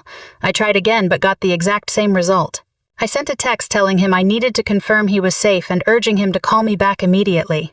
Half an hour passed with absolute silence. The apartment was dead quiet. Maya was in her room, processing the complicated emotions of being forced into administrative leave. I sat at the kitchen table, watching my phone screen go dark, and then I called Elias. Elias called the front desk of the Indiana motel directly. The clerk told him Mr. Davis had checked out 6 hours ago, adding that he left in a massive hurry. There was no explanation of where he was going, and no forwarding number left behind. He had just grabbed his bag, hopped in his car, and hit the gas. Elias tracked Liam's credit card. The very last charge was at a gas station right near the Michigan state line. After that, everything went completely dark. His phone was either turned off or thrown away. Elias told me over the phone that there were 2 possibilities. He said either Liam completely cracked and ran on his own, or someone else found him first. I reminded him that Liam had the hard drive with the clone of the gatekeeper's identity on it. Elias agreed, noting that if Julian's people got to him, that evidence was completely gone. He said our entire hand for proving this whole conspiracy depended on that drive. I told him I knew that too. The line fell into a heavy silence. Elias then told me we still had Liam's notarized statement, his own financial tracking trail, Clara's documents, and the open FBI case. He admitted the hard drive was supposed to be the crown jewel, but even without it, we weren't completely out of options. I noted that we would be incredibly close to a dead end. Elias countered, saying being close isn't the same as being dead. After hanging up, I walked over to the window. It was starting to rain outside, a steady, continuous drizzle. The kind of freezing early winter rain that makes you wonder if it will ever stop. Watching the drops pool together on the glass, I thought about Clara's words. He erases existences. Liam could already be erased right now, vanishing down some cold Midwest highway with a hard drive full of massive secrets and a head full of panic, slowly becoming just another name that evaporated after trying to fight Julian Sterling. For the first time since that Porsche blocked my driveway, I started to seriously consider the possibility that I might lose. Julian's protective layers were just too thick, his network was too wide, and his legal team was too ironclad for an isolated woman, a retired investigator, and a box of 4-year-old emails to bring him down. The FBI's process might be too slow, Liam might never show up again, and my parents would never admit they did anything wrong, because admitting it meant throwing up that $700,000 of dirty blood money and staring directly into the rot of their own souls. That self-doubt was real, and it sat heavily on my chest like a massive boulder. But I took a deep breath, walked back to the table, opened my laptop, and stared at the web of connections I was building. Names, dates, cash flows, Julian, Chloe, Robert, Hale, Liam, Clara, my parents, Apex Energy. The map was incomplete. The space where the gatekeeper's real identity belonged was just a black hole, but it was already so much more than Clara ever had when she went through this. This was the largest puzzle ever pieced together against Julian Sterling, and I still held a card that Julian's algorithms hadn't accounted for. I finally understood his underlying logic. I saw through it from inside the system, from the records of 4 years ago, and from the wreckage of 2 ruined women. I knew exactly how he operated, how he chose his prey, how he got close, how he extracted value, how he framed them, and how he erased them. Once a pattern is identified, it becomes predictable, and predictability can be weaponized. Close to midnight, my burner phone lit up. It was that same anonymous number, sending an incredibly long text this time. It said Liam was still alive, noting he had run off on his own and still had the drive. But it warned me that I had to find him before Friday, claiming that after Friday, none of it would matter. The text revealed that Julian had already arranged a private jet to leave the country, and once he was gone, the gatekeeper would completely wipe all server logs, meaning we would never be able to prove a thing. It warned me that my time was running out. I read the message 3 times, took a screenshot, and forwarded it to both Elias and Agent Valdez. Then, for the first time, I texted back asking who they were. 3 bouncing dots appeared on the screen, showing the person was typing. My heart was pounding wildly against my ribs. The dots bounced for 5 seconds, then 10, then 15. And then they vanished without a single reply. Whoever was feeding me information had just handed me a ticking clock. 4 days. 4 days to find Liam, get the drive back, expose the gatekeeper, and bring down a financial predator who had spent a decade erasing women like disposable assets. I didn't know if 4 days would be enough, but I knew one thing with a deep, bone-level certainty. I was officially done waiting for anyone to save me. Early Wednesday morning, with just 2 days left before that Friday deadline set by the anonymous sender, Elias pulled up outside Maya's building at 6 a.m. in his 10-year-old Ford Taurus. The car smelled like pine air freshener mixed with the ghostly scent of countless stakeouts. We headed north along Interstate 94, hunting a fugitive who was running for his life while carrying the exact evidence that could topple an empire. We tracked him to a cheap motel in Door County, Wisconsin, the kind of 2-story cinder block building that only takes cash and asks 0 questions. Liam's room had already been cleared out. The elderly woman at the front desk wearing reading glasses confirmed he had checked out at 4 p.m. 2 days ago, looking incredibly panicked. She said he was carrying a backpack and hadn't returned after paying cash for his final night. Elias flashed the old badge he kept from his retirement. If you flash it fast enough, it can still open a few doors. The old woman let us look inside the room, but there was absolutely nothing there. The sheets had been changed, the trash was emptied, and he had left completely clean. Elias drove the car over to the highway gas station where Liam's credit card had been used for the last time. He found the manager, showed him Liam's photo, and pulled up the security footage. The timestamp on the screen showed it was from 37 hours ago. Liam was completely alone, not being followed. He filled up his tank, went inside to buy a bottle of water and a pack of cigarettes, and then got back into his car and kept driving north. The look on his face in that footage was the face of a man being hunted by a terror he couldn't see. He wasn't hurt, and he hadn't been kidnapped. He was free, and that was almost the worst part because it meant the threat was coming straight from his own mind. You can never outrun what's inside your own skull. Elias knew a few people up in northern Door County, old retired detectives who now did private security around the Great Lakes and kept their ears to the ground. He made a few calls from the gas station parking lot while I sat in the passenger seat, using my offline laptop to analyze the metadata of those anonymous texts. There were 3 messages now. Laying them side by side, I caught a pattern I had missed before. The first text arrived within 30 minutes of my suspension from Apex. The second text arrived the morning after Liam confessed to me. The third text arrived the very night Liam went missing. Every single message was sent within a tiny window right after a major event occurred. The sender wasn't working off a schedule. They were being triggered. They were watching events unfold and reacting in near real time. This person either had direct access to Julian's core communications network, was actively monitoring me, or both. This wasn't some bystander dropping occasional crumbs. This was someone standing inside the machine watching the gears turn and whispering to me through the cracks. By noon, one of Elias's leads paid off. A friend of his who worked as a private investigator near Green Bay had spotted a car matching Liam's vehicle description outside a hidden motel called Timberline. We drove over immediately. There wasn't any actual timber at the place, just a row of green iron doors set against a background of dead woods turning red from the autumn frost. Liam's car was parked right in front of room 14. We knocked on the door, but there was dead silence. We knocked again, and the curtain moved slightly. A face appeared in the gap between the fabric and the window frame, showing hollow eyes, a 3-day stubble, and a complexion as gray as old paper. Liam opened the door. He looked like a man who had just dug himself out of a grave, but right on the bed behind him sat that backpack. The zipper was half open, exposing the black shockproof hard drive case inside. Liam started talking incredibly fast, sounding like a man who had been alone with his terror for too long, and finally found an outlet to pour it all out. He told me he had stayed at that safe house in Indiana for less than 12 hours before his burner phone rang from an unknown number. He tightly gripped a paper cup that had already gone cold, as he explained that a man's calm voice had told him they knew where he was and what he took. He said the voice told him to give it back and let this end quietly, warning him that if he kept it, they would guarantee he'd never find a job in any industry for the rest of his life. He added that they threatened to expose his street debts that didn't go through the courts. Liam completely broke down. He threw the phone away, switched to a black car, and fled all the way up here. "I was supposed to call you, Harper," he whispered, his voice trembling violently. But my head was a complete mess. I could only hear that voice.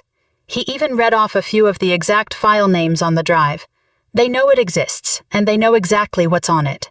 The Friday deadline from the anonymous text was real. It was the damage control cutoff Julian had set. I took the hard drive, unplugged our internet cables, and set up an air-gapped environment on the flimsy desk of this Wi-Fi-free bare-bones motel. Elias stood by the window, keeping his eyes on the parking lot, while Liam sat on the bed, chewing his nails to the bone. I plugged in the drive and bypassed the basic password lock. The folder structure was extremely methodical, laid out with the precise logic a meticulous criminal uses to organize his own incriminating evidence. It was categorized by date, by project, and by target. Inside was a massive backup of 18 months of emails flying between Julian, Victor Hale, and several recipients using encrypted handles. On the surface, the language was all legitimate financial risk management jargon, but underneath, it was pure corporate espionage and market manipulation. They were actively discussing how to extract technical assets from 3 different national grid contractors. They had mapped out specific timelines for extraction windows, perfectly timed to dodge security protocol sweeps. And the payments to their insiders were all being laundered through cryptocurrency and offshore accounts in the Cayman Islands. I found a folder labeled Apex Energy Solutions, active. Inside were algorithm models and predictive charts I recognized instantly because I had designed them myself. It was the core vulnerability data for the entire Midwest power grid, cloned, annotated, and packaged into a commodity. The buyer communication logs pointed to a shell company backed by foreign sovereign capital. This wasn't just corporate theft. They were selling the critical weak points of American infrastructure to short-selling firms and foreign entities. My hands froze on the keyboard. The project I was so proud of, the system I spent 3 years of my life building because I believed it would protect millions of people, had been stolen right under my nose and turned into a weapon to crash the market. Deep inside the folder structure, I found the exact target I had been hunting for. The email subject line read, "Gatekeeper, Monthly Report." It was a series of progress updates sent from inside Apex Energy straight to Julian. It detailed highly technical algorithm isolation specifics, personnel shifts, and firewall upgrade schedules. The sender's handle was GK7. The reports were written with an extreme level of detail and precision, clearly coming from someone who knew our grid defenses like the back of their hand. I took the technical details from those emails and cross-referenced them with data that was only accessible to people with Level 5 clearance at Apex. I ruled out the CEO and CTO, who didn't deal with day-to-day technical operations, and I ruled out the 2 directors who handled entirely different departments. That left only one person who had the access. Not only that, but the email phrasing, the punctuation habits, including a massive fondness for semicolons, and even the opening greetings like "regarding this matter" and "per our previous discussion" perfectly matched GK7. It was Robert Sterling. The very man who had recruited me into the core project, the compliance officer who had smiled at me while Julian was pursuing me, telling me I was a genius and that I deserved the best life had to offer. The father figure who had pretended his hands were tied when he signed my suspension letter. I clicked on an email from 18 months ago. It read, "Asset HB has been fully integrated. Internal access route to the predictive model has been established. Recommend accelerating the timeline. Asset HB's dependency on external factors is increasing, making her daily trajectory highly predictable." Asset HB, that was me. Fully integrated meant I was firmly in the trap. The increase in my dependency on external factors meant Julian was keeping me completely drowned in the illusion of being loved, turning me into a perfect empty shell that was incredibly easy to manipulate and steal from. The way Robert talked about me sounded like a mechanic evaluating the shelf life of a gear. There was no name, no warmth, just functionality. Every single word of encouragement when I stayed late at the office, every recommendation for a promotion, every time he told me I was the most brilliant actuary he had ever seen, it was all just careful calibration. He wasn't building my career, he was building a pipeline straight into the vault, and I was the pipeline. I turned the screen around so Elias could see it. He read through the emails, leaned back in his chair, and let out a long breath through his nose. He noted that my company's compliance officer wasn't just a mole, he was the architect. I told him that the executive I trusted most had been pushing me into Julian's trap every single step of the way, my voice sounding as cold as ice. Elias didn't offer any empty pity.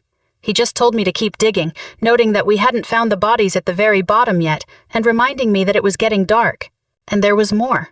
Deep down in the file tree, there was a completely separate folder marked Legacy Operations. Inside were older archived files, and one of the subfolders was labeled Clara Jenkins Operation Logs. 目录一打开，我就理所当然地看到了朱利安和海尔的邮件，但我同时也看到了一个我绝对没有心理准备去面对的名字 C. Vance.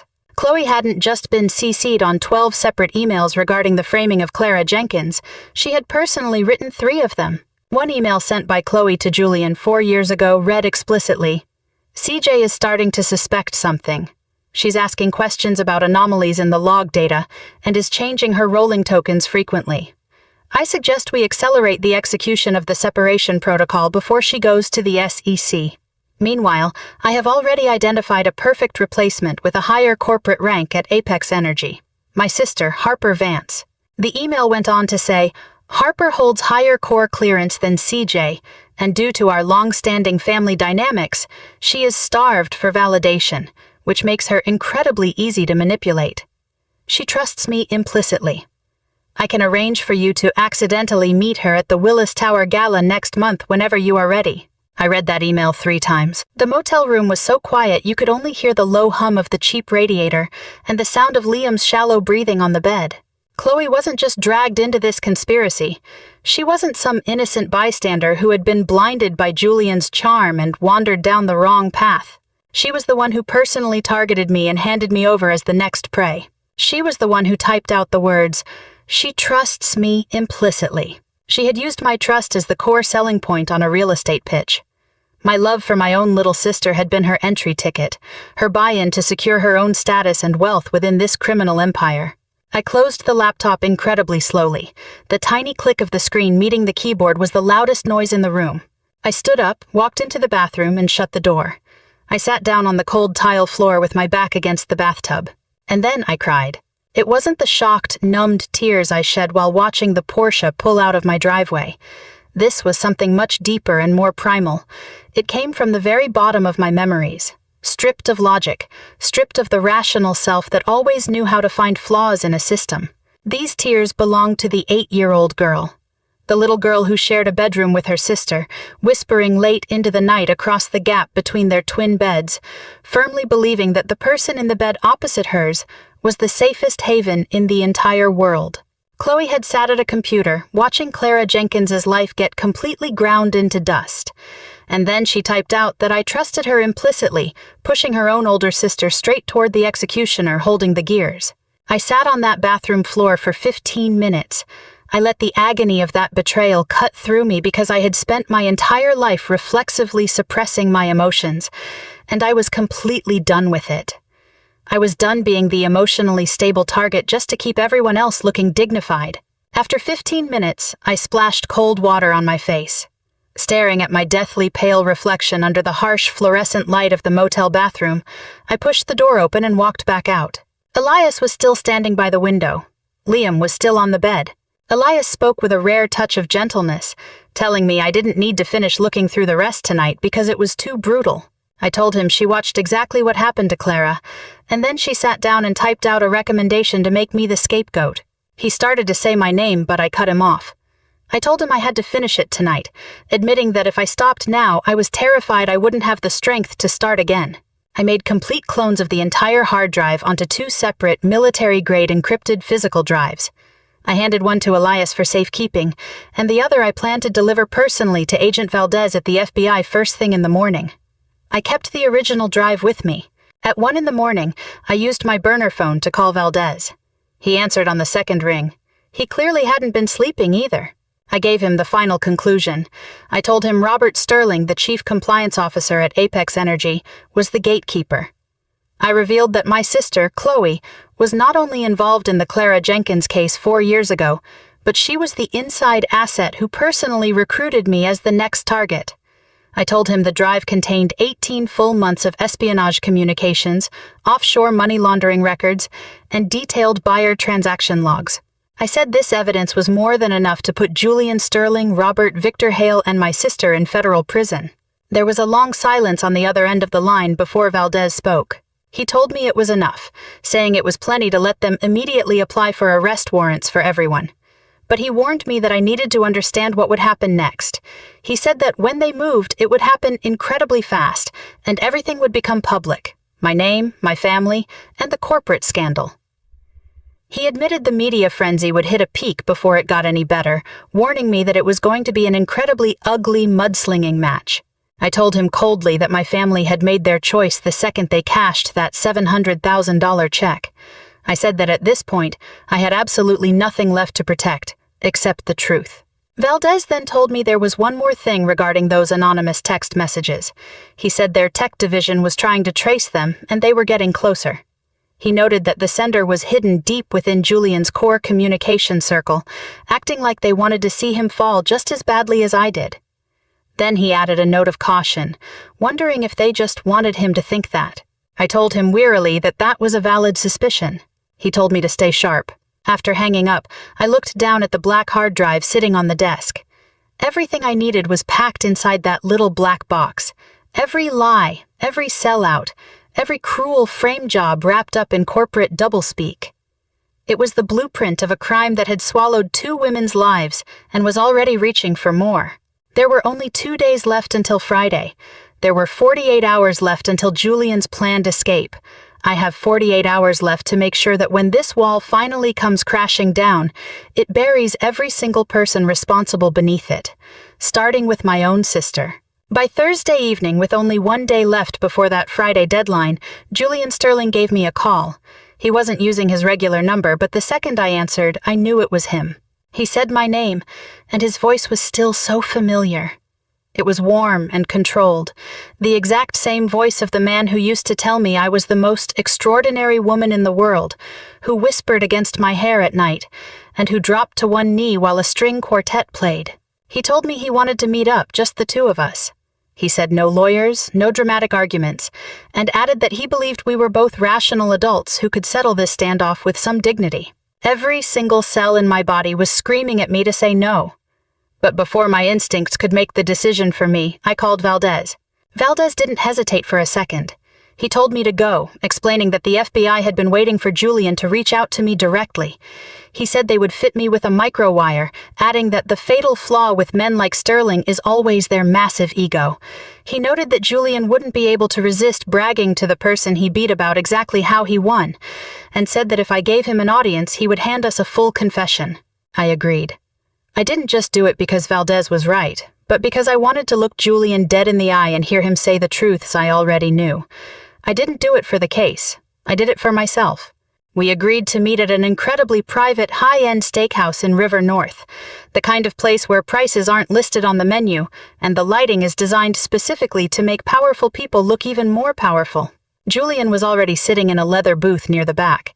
When he saw me walking over, he stood up and reached out his hand. It was the exact same gesture he had made at countless charity galas, back when I used to stand by his side and smile. I didn't shake his hand. Without missing a beat, he pulled his hand back and gestured for me to sit down. He thanked me for coming, admitting he thought I would turn him down. I sat down. The wire was taped right below my collarbone, hidden underneath a blue silk scarf Maya had lent me. I could feel it pressed against my skin like a second heartbeat. I asked him what he actually wanted. He smiled, a look that carried the pure instinct of a predator. He told me he always appreciated that I went straight to the point, adding that I never wasted time putting on a front.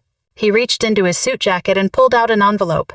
It was heavy, cream-colored stationery, the exact same paper he used to write me love letters. He pushed the envelope across the table toward me. I opened it up. Inside was a single-page settlement agreement. It offered $3 million, wired into any offshore account I chose, along with a fully furnished condo in Miami transferred directly into my name, no strings attached. In exchange, the internal data breach charges at Apex Energy would be found lacking critical evidence and dropped. The catch was that I had to sign an incredibly strict NDA covering all interactions with Julian, Chloe, and any related entities. I had to leave Chicago permanently, cut off all contact with federal investigators, and completely vanish like I never existed. Julian leaned back in his booth, swirling a glass of red wine. He told me $3 million was an incredibly generous offer, claiming that given the circumstances it was an absolute fortune. He said I could start over in a new city with a new career, living a quiet life completely free of lawyers, courtrooms, and news headlines. He looked at me and asked what fighting would actually get me, besides more humiliation. Then he noted that the headline about my Adderall dependency was just the beginning, urging me to take the money, walk away, and be smart about it. I stared down at that piece of paper, thinking about what $3 million could actually buy. 10 years of worry-free security, total distance from a family that sold me out for $700,000. A warm city where nobody knew my name and where I wouldn't have to scan my rearview mirror for surveillance cars. The escape route was incredibly tempting, and that was exactly how Julian designed it. His specialty in life was figuring out human vulnerabilities and offering a price right when a person's resistance was at its absolute lowest. He knew I was completely exhausted. He knew I was sleeping in a friend's guest bedroom, eating cereal for dinner, and living in constant fear. He truly believed that exhaustion was just another path to cooperation. He told me I was smart, way smarter than Clara, and warned me not to end up like her, taking my silence as me doing the math. And right there it was. Clara's name came out of his mouth so casually, like a minor footnote in a venture capital report. The wire pressed tightly against my collarbone felt like a silent vow. I kept my voice completely steady as I asked him how many women there had been before he ruined me. I asked how many there were before Clara, and how many fell between Clara and me.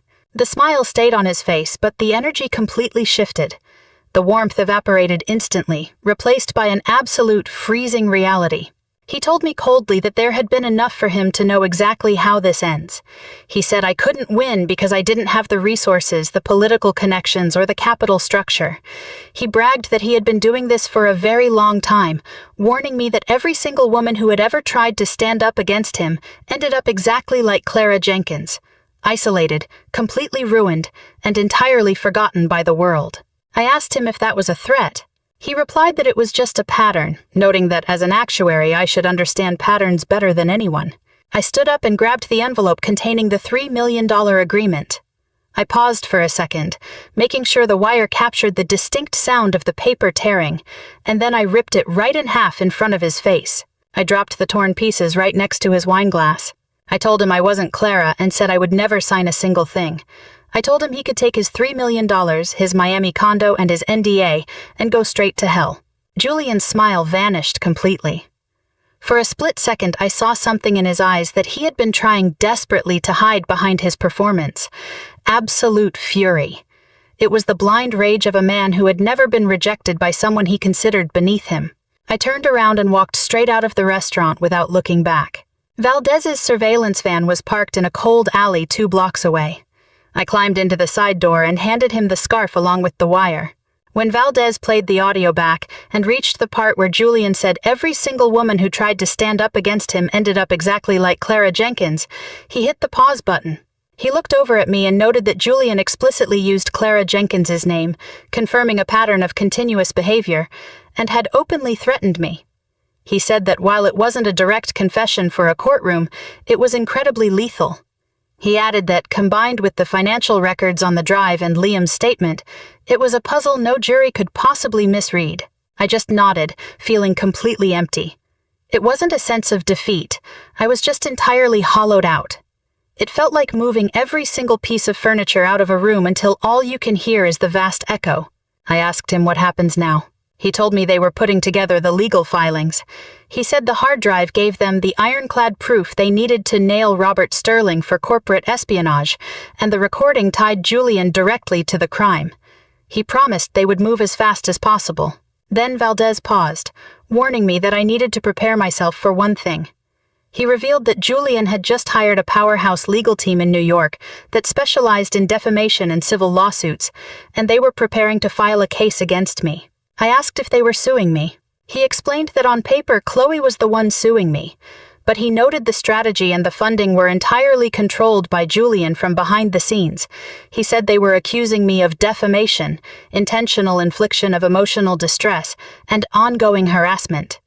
He admitted the goal was simple: to completely drain my energy through a dragging civil battle and destroy my credibility in the public eye before the federal charges could even be filed. That same night, Chloe called me. It was the first time I had heard her voice directly since that day she blocked my driveway with the Porsche. I was sitting on Maya's couch, staring at a bowl of soup that was going cold. The caller ID didn't show a name, but the second I heard the breathing on the other end, I knew it was her. It was that tight, hesitant rhythm of someone who didn't know how to start talking. She said my name, sounding like she was testing out the word to see if it still worked coming from her mouth. I asked her what she wanted. She begged me to just let her finish, telling me to take the money and run. She said no matter how much Julian offered me, I needed to take it and leave Chicago, warning me that I had absolutely no idea how dangerous he really was. I almost laughed out loud. I told her I had no idea how dangerous he was, reminding her that I had spent the last 3 weeks figuring out exactly how dangerous he was. Then I pointed out that she was the one who handed him the knife in the first place. She told me she knew how I viewed her right now and assumed I had uncovered some things, but she claimed there was a lot I didn't know about her and Julian, things she noted weren't written down in any email. Her voice shifted entirely, losing that cold, certain tone she had on my driveway. She sounded like a guitar string wound so tight it was about to snap. She claimed she was trapped too, saying she had been trapped by him for years. She said he held things over her that could completely destroy her entire life and her social circle. She admitted she only did what he told her to do because the cost of the alternative was something she couldn't afford to pay. I asked her if that meant the alternative was selling out her own older sister. The line fell into a dead silence before a faint whisper came through. Yes. I closed my eyes. Somewhere deep inside my heart, that foolish, stubborn 8-year-old girl who still remembered whispering secrets across the dark bedroom wanted to believe her. She wanted to believe Chloe was a victim too, believing that inside the monster who typed out that I trusted her implicitly, there was still a sister who used to braid my hair before school and tell me I was brave. But I couldn't afford that kind of naivety anymore. That naivety had already cost me everything. I pointed out to her that she had just filed a defamation lawsuit against me in her name. I noted that while I was desperately trying to prove her boyfriend was a spy manipulating national infrastructure data, she was taking me to court for libel. She screamed back that Julian's lawyers drew up the paperwork and insisted she had no choice. I told her she always had a choice, adding that she just always chose the most selfish option available. I hung up the phone, my hands shaking violently. It wasn't out of fear, but because it took every single ounce of strength I had to slam a door shut on an emotion my instinct desperately wanted to open. Friday morning arrived, the exact deadline the anonymous sender warned us about regarding Julian's escape plan.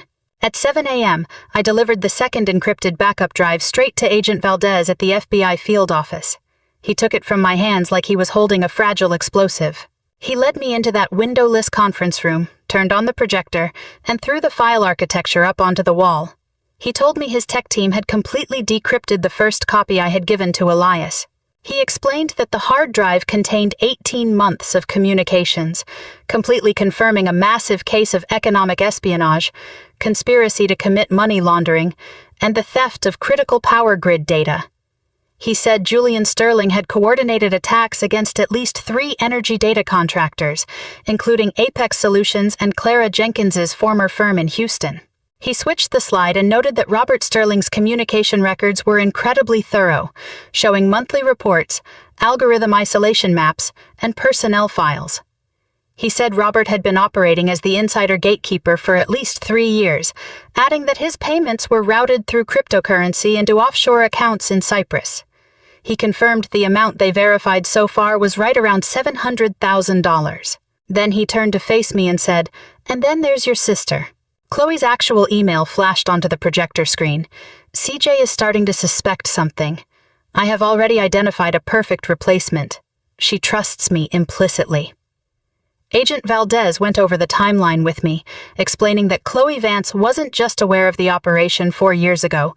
She was actively participating in the hunt against Clara Jenkins and had personally recruited me as the next target. He revealed that on top of the $500,000 Julian's foundation injected into her business, she had also directly received roughly $350,000 in secret transfers from Sterling Capital over the past 4 years. Valdez shut his laptop, noting that the chain of evidence was completely closed, meaning they had more than enough probable cause to apply for arrest warrants for Julian Sterling, Robert Sterling, Victor Hale, and Chloe Vance. He promised his team would be submitting the applications to a federal judge that very day. I asked if they could stop Julian, since the anonymous text warned that he was planning to leave the country today. Valdez assured me they had already filed an emergency travel restriction order with the federal court. He said Julian's passport had been flagged in the system 2 hours ago, noting that the private charter flight he booked out of O'Hare to London, with a connecting flight to Zurich, was officially grounded. However, he admitted that until the warrants were formally signed and executed, Julian was still a free man in the eyes of the law, meaning they needed my cooperation for the final step. He explained that the civil defamation lawsuit Julian was pushing through Chloe had its preliminary hearing scheduled for Monday. He noted they were trying to drag me into the mud in Cook County Court, saying I needed a lawyer who could take the heat in a civil battle. He told me he had already contacted someone for me, Elena Rostova, one of the top civil rights and corporate defense attorneys in Chicago, adding she was waiting for my call. I dialed Elena's number from the FBI parking lot. She answered quickly, her voice carrying a cold, sharp precision built from surviving countless desperate court battles. She told me Agent Valdez had briefed her on the situation, noting she looked over the defamation complaint and called it garbage paperwork meant purely for intimidation. She then offered to represent me pro bono. When I asked why, she explained that she had seen this exact playbook too many times. She said powerful men love to weaponize civil litigation, using defamation suits, restraining orders, and massive damages to force victims into silence. She added that most women simply can't afford to fight those kinds of battles and are forced to give up, promising she would never let that happen on her watch. We met later that afternoon at a coffee shop in Chinatown. Elena was in her late 40s with a piercing gaze and an incredibly strong handshake. She looked over the complaint and noted that for defamation to stick, the statements made have to be false. She said that if the evidence on the hard drive was real, the truth would be our absolute defense. But she warned me to understand that their actual goal wasn't to win the lawsuit. She said they wanted to humiliate me in the courtroom, draining my energy through depositions and cross-examinations so they could paint me as an emotionally unstable lunatic to the public while letting Chloe play the perfect victim. I asked her what we should do about it, and Elena just smiled. It was the cold smirk of a chess player who just spotted a massive blunder in their opponent's game. She told me we should let them put on their show, letting Chloe take the stand to cry about her unstable older sister while Victor Hale's legal team performs for the courtroom. Then, she said, we checkmate them. That same afternoon, under Valdez's arrangements, Liam was escorted from the safe house in Indiana straight to the FBI field office to give his official sworn deposition. He laid out everything: Chloe's initial recruitment at the networking happy hour, Robert's threats, and the exact way Julian used his underworld sports debts to keep him under complete control. Valdez attached Liam's deposition to the application package and submitted it directly to the federal judge. At 9:47 on Friday night, Valdez called me back. He confirmed that all 4 arrest warrants had been signed, covering economic espionage, conspiracy to steal trade secrets, bribery of a corporate executive, wire fraud, money laundering, and obstruction of justice. He told me they would be moving in on Monday morning. I noted that the civil hearing was also on Monday. He said that was the exact plan, explaining they were synchronizing the arrests with the hearing at the Cook County Courthouse. He promised that if everything went smoothly, Julian Sterling would be in handcuffs before Chloe's lawyer could even finish reading her opening statement. I hung up the phone and sat in the dark guest bedroom for a long time. After 3 weeks of running, digging through raw data, sleeping in a guest room, eating cereal late at night, and watching the pillars of my life crash down one by one, the massive, rusty machine of justice was finally starting to turn. It wasn't because the system actually worked on its own. The system had completely abandoned Clara 4 years ago. The system had suspended me 3 weeks ago without a shred of proof, allowing a malicious media report to brand me a lunatic. The system didn't save me. I had crawled inside the machine myself, doing exactly what I had done my entire career, finding the flaws, rewiring the circuits, and forcing together the ironclad evidence it was completely powerless to build on its own. My burner phone vibrated with one final text from the anonymous sender, containing just a few short words. "See you in court on Monday." I stared down at the screen. The anonymous whistleblower knew about the arrest warrants and understood the exact timing. They even knew I had to be there on Monday. Whoever this person was, they desperately wanted me to watch the walls crumble with my own eyes. I texted back a short reply saying I would be there. 3 typing dots bounced on the screen before a final response appeared. Good. He never expected you to fight back. None of them did. And with that, the number went permanently dark. 3 days from now, I would walk into that courtroom and watch the people who tried to erase me realize I was still standing.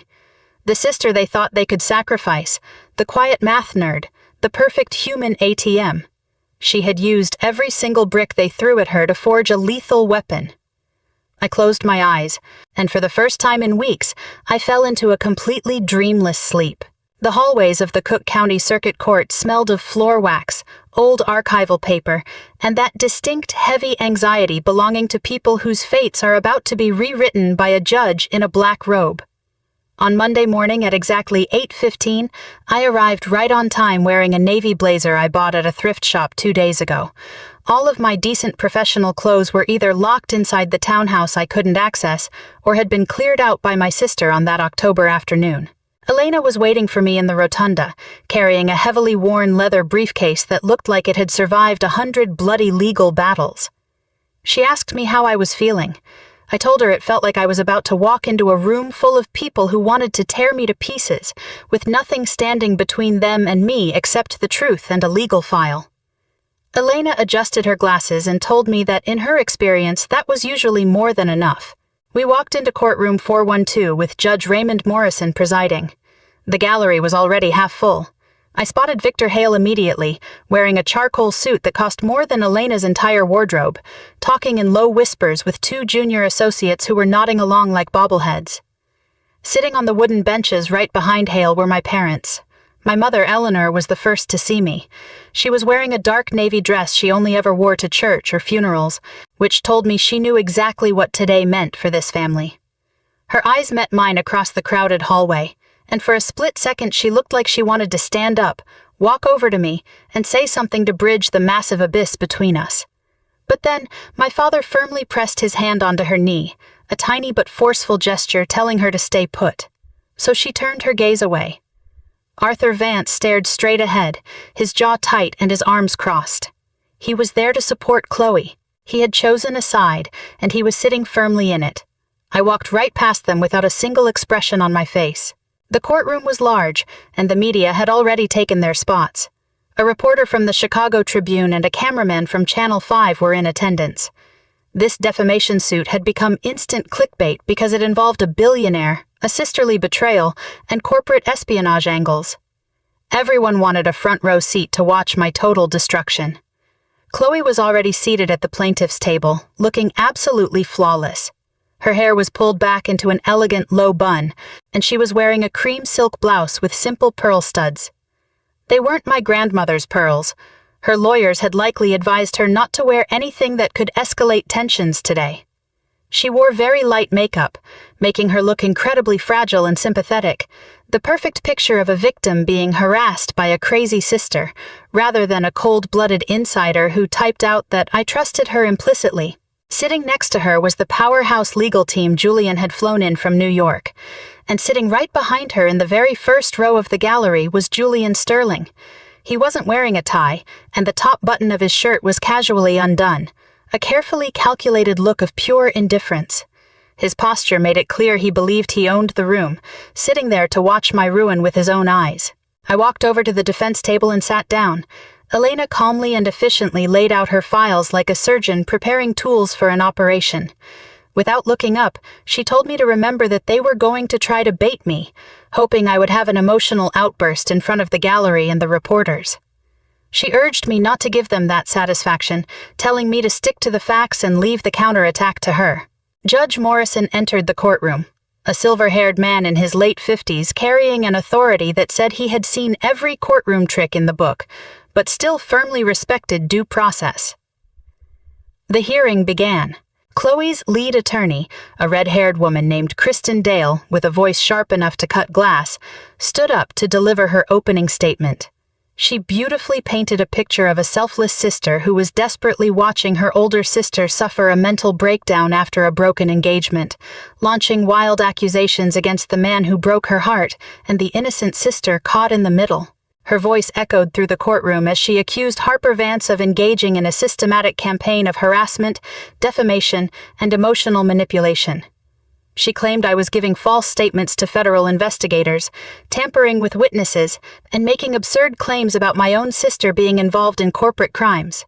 She declared they were here today to seek a protective order and demand damages for the severe emotional and reputational harm I had caused. It was a masterpiece of twisting reality. Every single thing I had done to uncover the truth, contacting the FBI, gathering evidence, finding witnesses, was packaged up and presented as the harassment of a paranoid lunatic.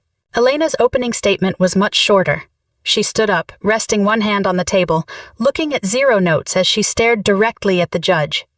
She stated clearly that her client was a senior actuary who analyzed national grid vulnerabilities for Apex Energy, and she had been framed by her former fiancé and her own sister for a fabricated data breach. She explained that every single action my client had taken since her unlawful suspension was done in full cooperation with federal law enforcement to investigate the truth. She declared that the plaintiff's charges were completely baseless, adding that we had concrete proof that this civil lawsuit itself was just a standard corporate tactic used by capital to cover up industrial espionage and silence a victim.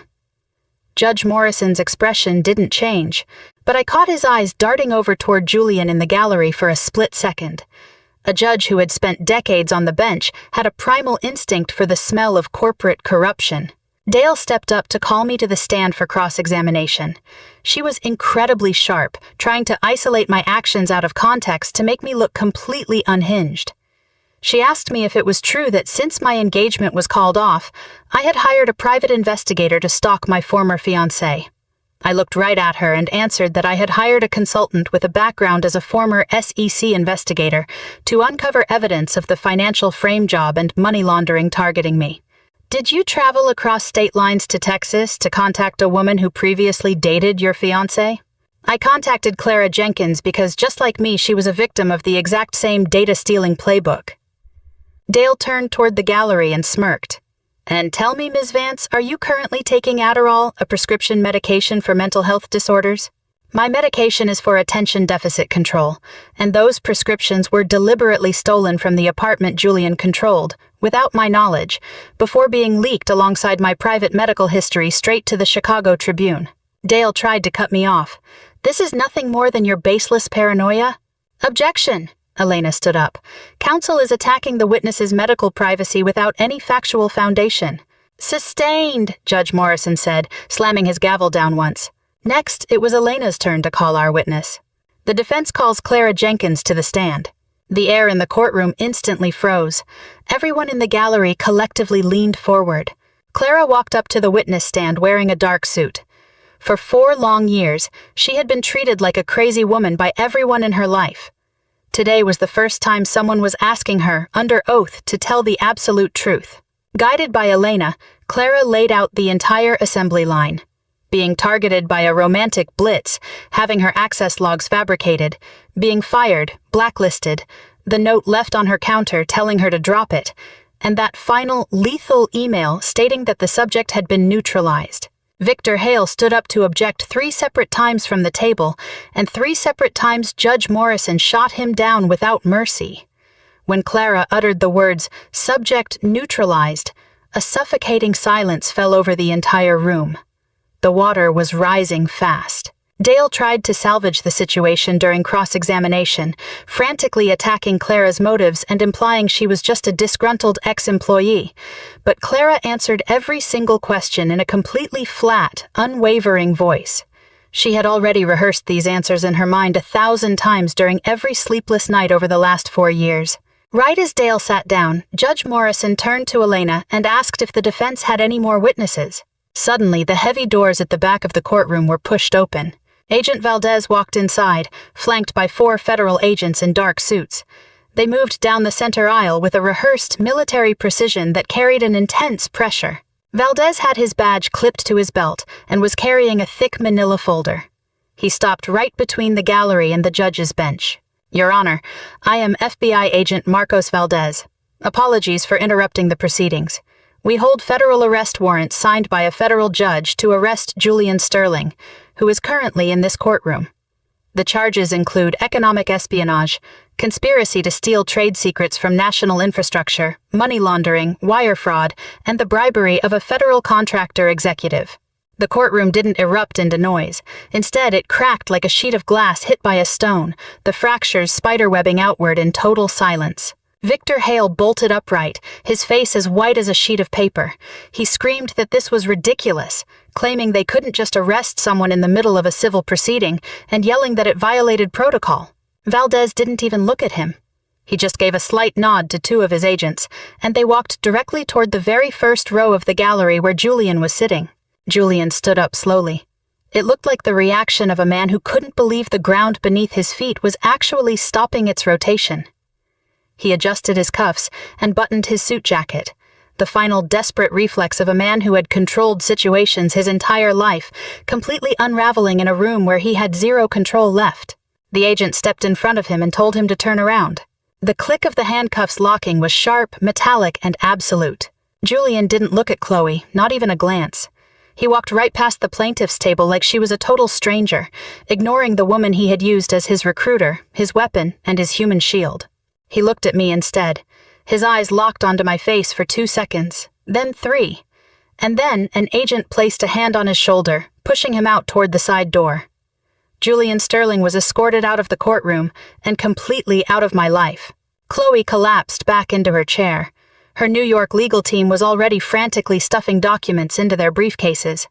One of the lawyers leaned down and whispered something quickly into her ear, and Chloe just shook her head blankly, looking like someone who had just heard a terminal diagnosis but couldn't process the words. The lawyers didn't say another word. They grabbed their bags and practically fled through the gallery doors, leaving Chloe entirely alone, sitting by herself at a long table meant for an army of lawyers. Her hands were flat on the dark wood, her eyes staring at the empty seat Julian had occupied just 30 seconds ago. Valdez turned back to the judge and announced that the remaining warrants were being executed simultaneously. He stated that Robert Sterling was currently being arrested at the Apex Energy headquarters, a search warrant was being executed at Sterling Capital, and Victor Hale had been served a subpoena to face a grand jury within 48 hours. Victor Hale sank back into his chair, looking completely hollowed out. The fixer who made a living cleaning up messes for the wealthy was watching himself become the biggest mess in the room. Judge Morrison quickly took back control of his courtroom.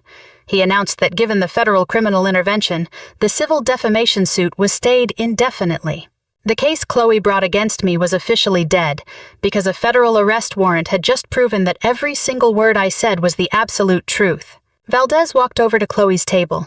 His voice was low, professional, and almost held a trace of pity as he told her she needed to come with them.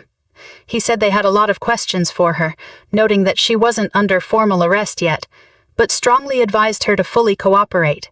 Chloe raised her head and looked across the courtroom at me. For the first time since that afternoon by the Porsche, she didn't look so certain anymore. She wasn't the arrogant woman sipping water in our mother's kitchen, telling me I should be grateful to her. She looked like someone standing in the middle of a suspension bridge, suddenly realizing the wooden planks beneath her feet had been rotten for years. She stood up and adjusted her skirt, one final struggle of muscle memory trying to look dignified. Then she walked toward the side door where Valdez was waiting. As she passed my table, she stopped.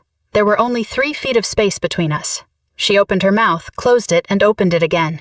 I never wanted things to go this far. I looked at my sister. The girl who used to braid my hair, the woman who typed out that I trusted her implicitly, using that love as a bargaining chip to hand over to a monster. "You're the one who pushed for me to be the target," I told her. "You typed that email. You used the words, 'she trusts me implicitly.' You knew exactly what was waiting for me the second you took that step." Chloe's eyes instantly flooded with tears, and she didn't try to argue back.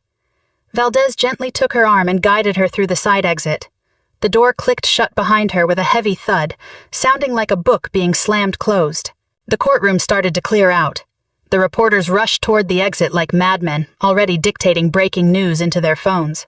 In the second-to-last row of the gallery, my parents sat frozen like 2 stone statues. My father's crossed arms had fallen to his sides, completely drained of strength. My mother stared blankly at the door where Chloe had disappeared, her mouth slightly open. They looked like onlookers standing across the street, watching their own house burn to the ground, close enough to feel the heat, but too far away to save a single thing. I packed up my files and walked right past them. My mother's hand twitched, reaching out toward me, but she couldn't make a sound, and I didn't slow down for a second. Out in the hallway, I leaned against the cold marble wall and took a deep breath. Elena walked up beside me. "The Bureau wants to take you in for a briefing," she said. "But before that, Valdez set something up. He's letting you sit behind the glass to listen to Chloe's interrogation. He thinks you deserve to hear what your sister has to say for yourself." I asked her when. "Right now," she replied. I stood inside the observation room at the Chicago FBI field office, looking through the one-way glass at Chloe sitting under the harsh fluorescent lights. Her skin had turned the color of gray ash. Valdez sat across from her, laying out the charges in a flat, monotone voice. Conspiracy to commit economic espionage, accessory to the theft of trade secrets, and wire fraud. He noted that if they pushed for maximum sentencing, she was looking at up to 25 years in federal prison. "You're 30 years old," Valdez told her. "By the time you get out, you'll be nearly 60. Chloe stared intensely at a paper cup on the table that she hadn't touched once. Valdez offered the alternative: full cooperation. Turn on Julian Sterling and provide a sworn deposition of every fund transfer and communication detail. In exchange, he promised a reduced charge of accessory fraud, dropping the sentence down to 8 to 12 years, with a chance at parole in 6. And just like that, Chloe completely broke down. Once she started talking, she couldn't stop. Julian had targeted her 2 years ago when she was just a low-level PR staffer at Sterling Capital. He smelled her vulnerability like a predator catches a scent of blood.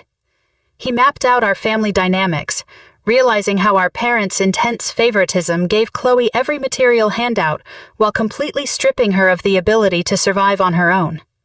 He discovered the high-interest debts she had racked up out of pure vanity and the bankruptcy crises she was hiding from our parents. Because to admit failure meant admitting that the precious little daughter was actually completely useless. He paid off her debts, and then he offered her an even deadlier temptation, a role to play. "He told me I was special," Chloe said, her voice completely stripped of all its arrogant armor. "He said I was the truly smart one in the family. He said Harper had the technical skills, but was laughably naive. He told me that if I teamed up with him, we could build a real empire together. He made me feel like I finally mattered." I sat behind the one-way glass, listening to my own sister describe how Julian had brainwashed her using the exact same methodology, just wrapped in a different script. He had found the hollow space inside her and filled it with himself. Valdez pressed her harder, asking when it turned into a crime. "It started slowly," she replied. "At first, he just asked me to provide background info on Harper, her work habits, personality flaws, previous dating history. I told myself he might actually like her. Maybe they'd be happy. Maybe I was doing a good thing." "But you knew what happened to Clara Jenkins," Valdez countered. Chloe froze instantly, the paper cup in her hands bent under her tightening grip. "Yes," she whispered. "4 years ago, you participated in the operation against Clara. You witnessed firsthand how the exact same tactics destroyed her reputation and her career. Yes. And you, knowing all of this, still recommended your own older sister as the next target?" A dead silence lasted for 11 seconds. I counted my own pulse. "Yes," she said. Valdez leaned forward. "Tell me about that email. The one where you wrote, 'She trusts me implicitly.'" Chloe's hands shook so violently that the water spilled out of her cup. "I wrote that because it was the truth," she sobbed. "Harper trusted me more than anyone else in the world. She gave up so much for me, and I never actually appreciated it. She kept backing down, even paying off my debts, never asking what I was really up to." She paused, heavy tears crashing down onto the table.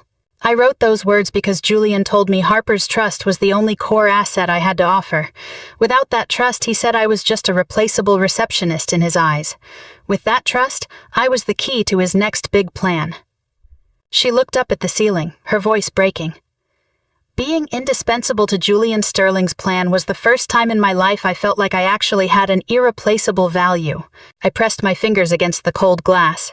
On the other side, my own sister was confessing how she had put a clear price tag on my head, all to fill the empty void of her vanity.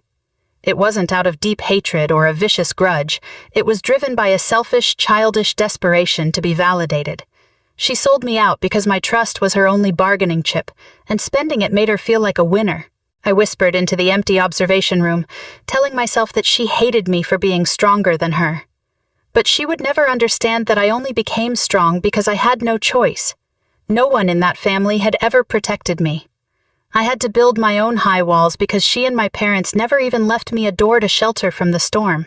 Later that night, after wrapping up the FBI briefing, I drove back to Maya's apartment. My phone had 17 missed calls. 14 were from reporters, 2 were from unknown numbers, and 1 was from my father. I sat in my car and played Arthur Vance's voicemail. That voice had been the background noise of my life for 34 years. It was the commanding call at the dinner table, the booming baritone on Sunday mornings, and the unyielding phrase used every time I was forced to compromise, "Think about the family." But the voice in this recording was completely unrecognizable. It wasn't angry, and it wasn't patronizing. It was broken. "Harper, it's Dad," he said. "We saw everything in court. It's all over the news. Your mother and I, we need to talk. We want to see you. Please call us back, Harper. Please." He said, "Please." I replayed it just to make sure I hadn't misheard. Arthur Vance used the word please with me. Through 34 years of compromise, giving up scholarships, paying off debts, and giving up my seat at Thanksgiving, my father had never once said please to me, let alone begged. He was using that word now because the cameras were rolling, because the FBI had marched into the courtroom, and because the world had just seen the absolute ugliest truth about the Vance family. Whether it was a sudden realization of guilt or a desperate move for crisis management, I couldn't tell. And sitting there in my car, I suddenly realized I didn't care which one it was. At least not today. I didn't call back. I started the engine and drove toward Maya's place, but like a ghost pulling the wheel, my hand steered the car back to Oak Park. I pulled up on that familiar street. The house was completely lit up. In the late autumn wind, the flag on the porch still hung limply. Through the living room window, I could see them. My mother was pacing back and forth anxiously, while my father was collapsed into his armchair, burying his head in his hands. It was a posture I had never seen from him before. Arthur Vance didn't hide his head in his hands. He was the man who sat perfectly straight, commanding everyone else to control their emotions. The man weeping into his palms behind that glass pane was a total stranger to me. The traffic light turned green. I pressed the gas pedal and drove away from that street. My phone started ringing again. It was Arthur. I let it ring 5 times before I finally picked up. "Harper, thank God, sweetheart, we need to—" "Dad," I interrupted. My voice was completely level, carrying no anger and no ice. It was as clear as spring water cutting through stone. You had 34 years to talk to me properly. You had 2 years to warn me about Julian. You had 6 months to confess you took his money. I paused, letting the silence do the heavy lifting. Every single time, you chose silence because staying quiet was easy, and sacrificing me was convenient. Now it's my turn to choose silence. When I'm ready, I will call you. Until then, do not contact me again. I hung up the phone. I didn't turn it off, I just tossed it onto the passenger seat, letting it stay quiet in its own world. When I got back to the apartment, Maya was sitting on the couch. She was still wearing her uniform from the O'Hare Tower, her shoes carelessly kicked off by the door. The place smelled like chamomile tea and the lavender candles she used to handle high-stress shifts. The second I walked in, she looked up. I could tell she had been following the news updates because her eyes were bloodshot, that distinct look she got when she was trying desperately not to cry for someone else. "I saw all of it," she said softly, "every headline." I dropped my bag by the door and sat down next to her. She poured me a hot cup of tea. We sat side by side in the quiet apartment, listening to the dull roar of Chicago outside the window, watching the last bit of twilight fade behind the massive skyline. "Are you okay?" Maya asked gently. I really thought about that question. I didn't give the casual, reflexive, "I'm fine." I had used my entire life, the defense mechanism built to keep people from worrying, or the performance of emotional stability I was forced to put on in every relationship. I looked strictly at what the words "doing okay" actually meant. For the first time in 34 years, I gave an honest answer. I don't need anyone to tell me I'm okay for me to believe it anymore. Maya didn't answer with words. She just reached out and gripped my hand tightly. We sat there in her small apartment, watching the night fall. At that exact moment, in a federal holding cell in the Loop, Julian Sterling was facing iron bars alone. Robert Sterling was frantically dialing top-tier defense attorneys who were no longer taking his calls. Victor Hale was staring blankly at his grand jury subpoena. Chloe was sitting in a cold room, answering the exact questions she should have faced 5 years ago. And my father was sitting in his armchair in Oak Park, weeping into his hands, experiencing what it felt like to call someone with desperate hope, only to be cut off without mercy. I had spent 34 years shaping myself into what everyone else needed me to be, the reliable one, the quiet one, the one who always compromised, sacrificed, and gave in. The woman who used to submit might always live inside me, but tonight, sitting on a worn-out second-hand couch next to the only friend who chose me unconditionally, I felt something I couldn't name. It wasn't ecstasy, and it wasn't the rush of revenge. It was something much quieter than both. It was the long, deep sigh you make when you finally drop a massive weight you've carried for so long, you almost believed it was a part of your own flesh and bone. 6 months later, I sat in the gallery of the Chicago Federal Courthouse, watching the heavy machine of justice deliver its final verdict. I wasn't legally required to be there. There was no subpoena and no legal obligation. I chose to come because I needed to sit in the room where everything started to crumble and watch it reach its absolute end with my own eyes. Some things have to be witnessed as they are laid down before your body can truly process that they are over. I had earned the right to sit here and breathe freely, and the people who tried to erase me had to learn to carry the weight of what they had done. I was wearing a navy blazer I bought last week at a boutique on Michigan Avenue. I paid for it with my own money, picked it out with my own eyes, and chose a size that felt comfortable to me, without having to explain myself to anyone. It was a tiny detail, but after a whole year of wearing borrowed clothes, sleeping in borrowed rooms, and eating whatever food was available because making a choice felt like a guilty luxury, putting on a jacket I chose felt like planting a victory flag on reclaimed land. Julian Sterling was sentenced first. He stood there in an orange jumpsuit, his wrists cuffed in front of him. The contrast between this image and the elite venture capitalist who had dropped to one knee in the penthouse suite of the peninsula was so massive that my brain had trouble overlapping them. The judge read off the final convictions: economic espionage, conspiracy to steal trade secrets from national infrastructure, money laundering, and wire fraud. Julian's high-powered legal team had fought for nearly 10 months, throwing out pre-trial motions, procedural challenges, attempts to suppress the hard drive, and desperate smears against our witnesses. None of it mattered. The physical hard drive clone was just too detailed. Liam's deposition was too specific. and the confession Robert Sterling gave after being broken down piece by piece during months of interrogation filled in every single blank the digital evidence left behind. Finally, Chloe's plea deal, as reluctant, painful, and guarded as it was, provided the lethal human narrative that let the jury understand the cruel human operation behind the cold data points. The sentence was 20 years in federal prison, with no chance of parole for 12. When the numbers were read, Julian didn't react at all. His face stayed frozen in that perfectly controlled mask, hiding the wrecked engine underneath. But as soon as the judge finished, Julian turned his head and scanned the gallery. His eyes locked right onto mine. He stared at me for 3 long seconds. And in those 3 seconds, I saw exactly what I expected to see. Absolutely nothing. There was no remorse, no fury, no sudden realization that I was a woman who had once loved him, whom he had tried to destroy, and who had survived anyway. The way he looked at me was still the exact way you look at a malfunctioning part, a faulty piece of inventory that didn't break down according to the blueprint. I stared right back at him without blinking, and I didn't move my eyes first. He was the one who looked away. Then came Robert Sterling. Because he had partially cooperated by confirming his internal role as the gatekeeper and giving up some of the financial trails, he expected some leniency. But he had held back, hiding deeper operations Julian ran through other shell companies, trying to save a few cards for future deals. The judge saw right through his arrogance with pure disgust and handed down 10 years. Robert stood there with his back completely hunched over, staring blankly at the table in front of him. A chief compliance officer who had spent 30 years building a career in the industry had sold everything for offshore cash that didn't even match his retirement package. He couldn't even bring himself to look up at anyone in the room. He had become the exact thing he despised the most, a completely worthless nobody.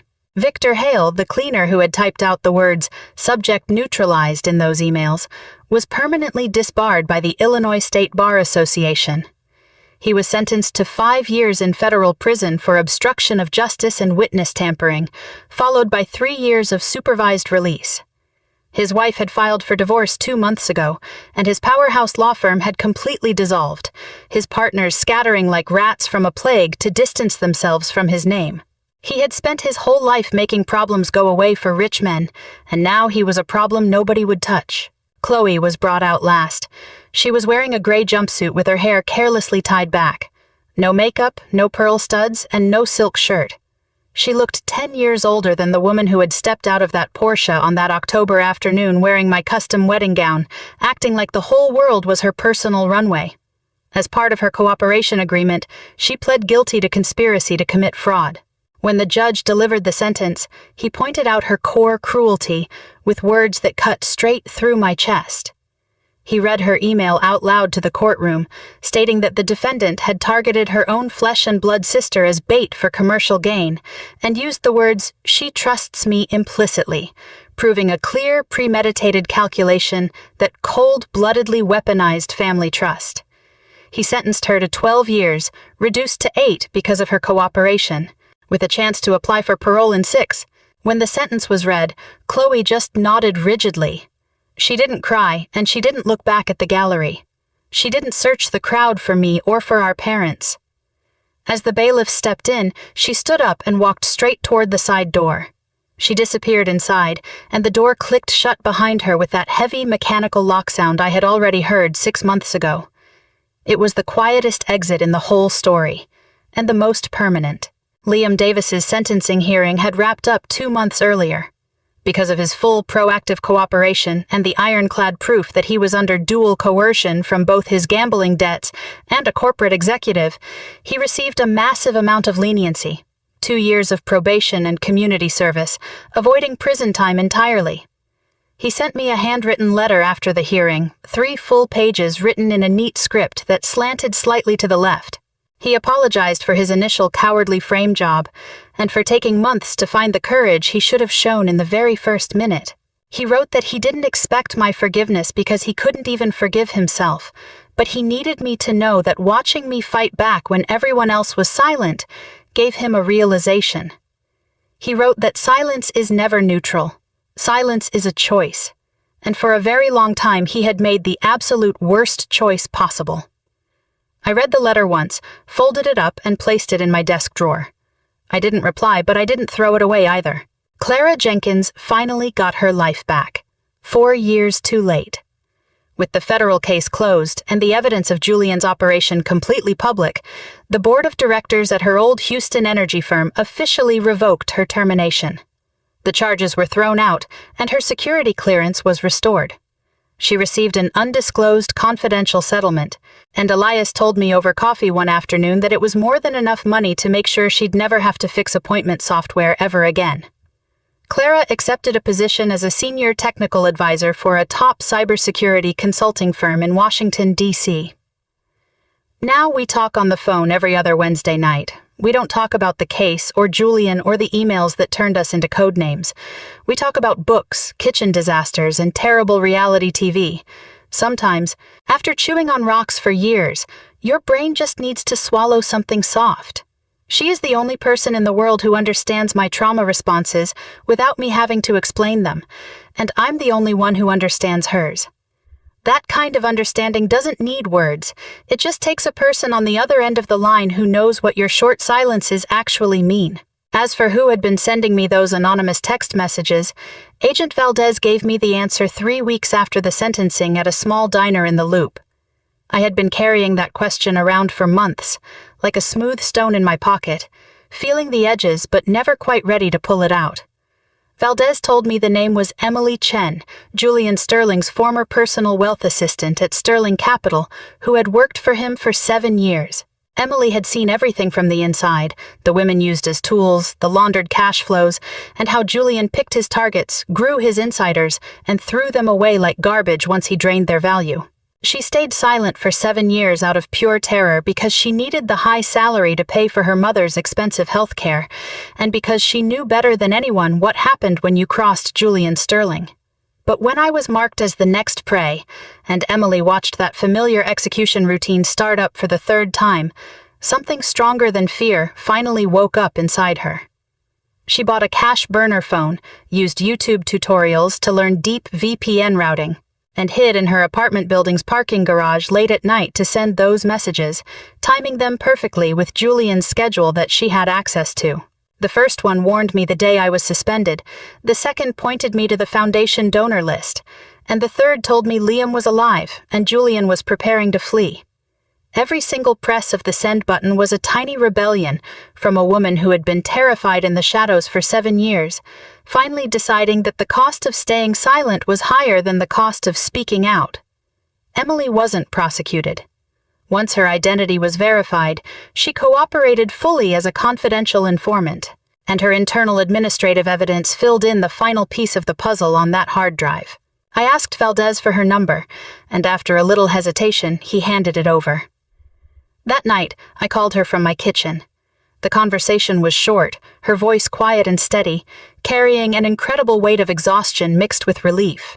She told me she should have spoken up sooner, years ago, before Clara, and before I had to watch it all happen, admitting she had spent years lying to herself that it wasn't her responsibility. I told her that when it mattered most, she spoke up, reminding her that the day she sent that first text, I was sitting in my car thinking I had nothing left. I told her those 6 words gave me a reason to keep going and fight back. Emily cried on the phone, but I didn't. Instead, I felt a shift inside me. Deep inside a massive machine I didn't fully understand, a tiny gear finally clicked into place. This broken world was trying to correct itself in an imperfect, late sort of way. 3 months after the sentencing, a letter arrived at my new address. It was handwritten, 4 pages long, in my mother's cursive, the same loops I grew up seeing on birthday cards, grocery lists, and lunchboxes when I was 7. Eleanor Vance wrote about the day I was born, recalling how my father held me in the delivery room and said, "This little girl is going to be a tough one. Just look at her clenched fists." She wrote about watching me grow up quiet and independent, while Chloe screamed for everything inside and outside the house. She wrote that she always told herself I didn't need her the way Chloe did, believing I was fine and strong enough to handle anything. She admitted she used my strength as a green light to legally ignore me. She confessed that when Julian showed up with the money, she used it as a permit to keep pretending she didn't see my pain. She wrote that she didn't know if I could forgive any of it, and wasn't sure she even deserved it. But she needed me to know that she sees me now. She said for the first time in 34 years, she genuinely sees me, not as the reliable backup, or the sister who always gives in, but just as Harper. She finished with a simple, "I'm sorry." Tucked inside the envelope was another, smaller piece of paper. It was rougher, written on a yellow legal pad in block print because my father never trusted his own cursive. Arthur Vance didn't directly apologize, but he wrote that he was wrong about Julian, wrong about Chloe, and wrong about me.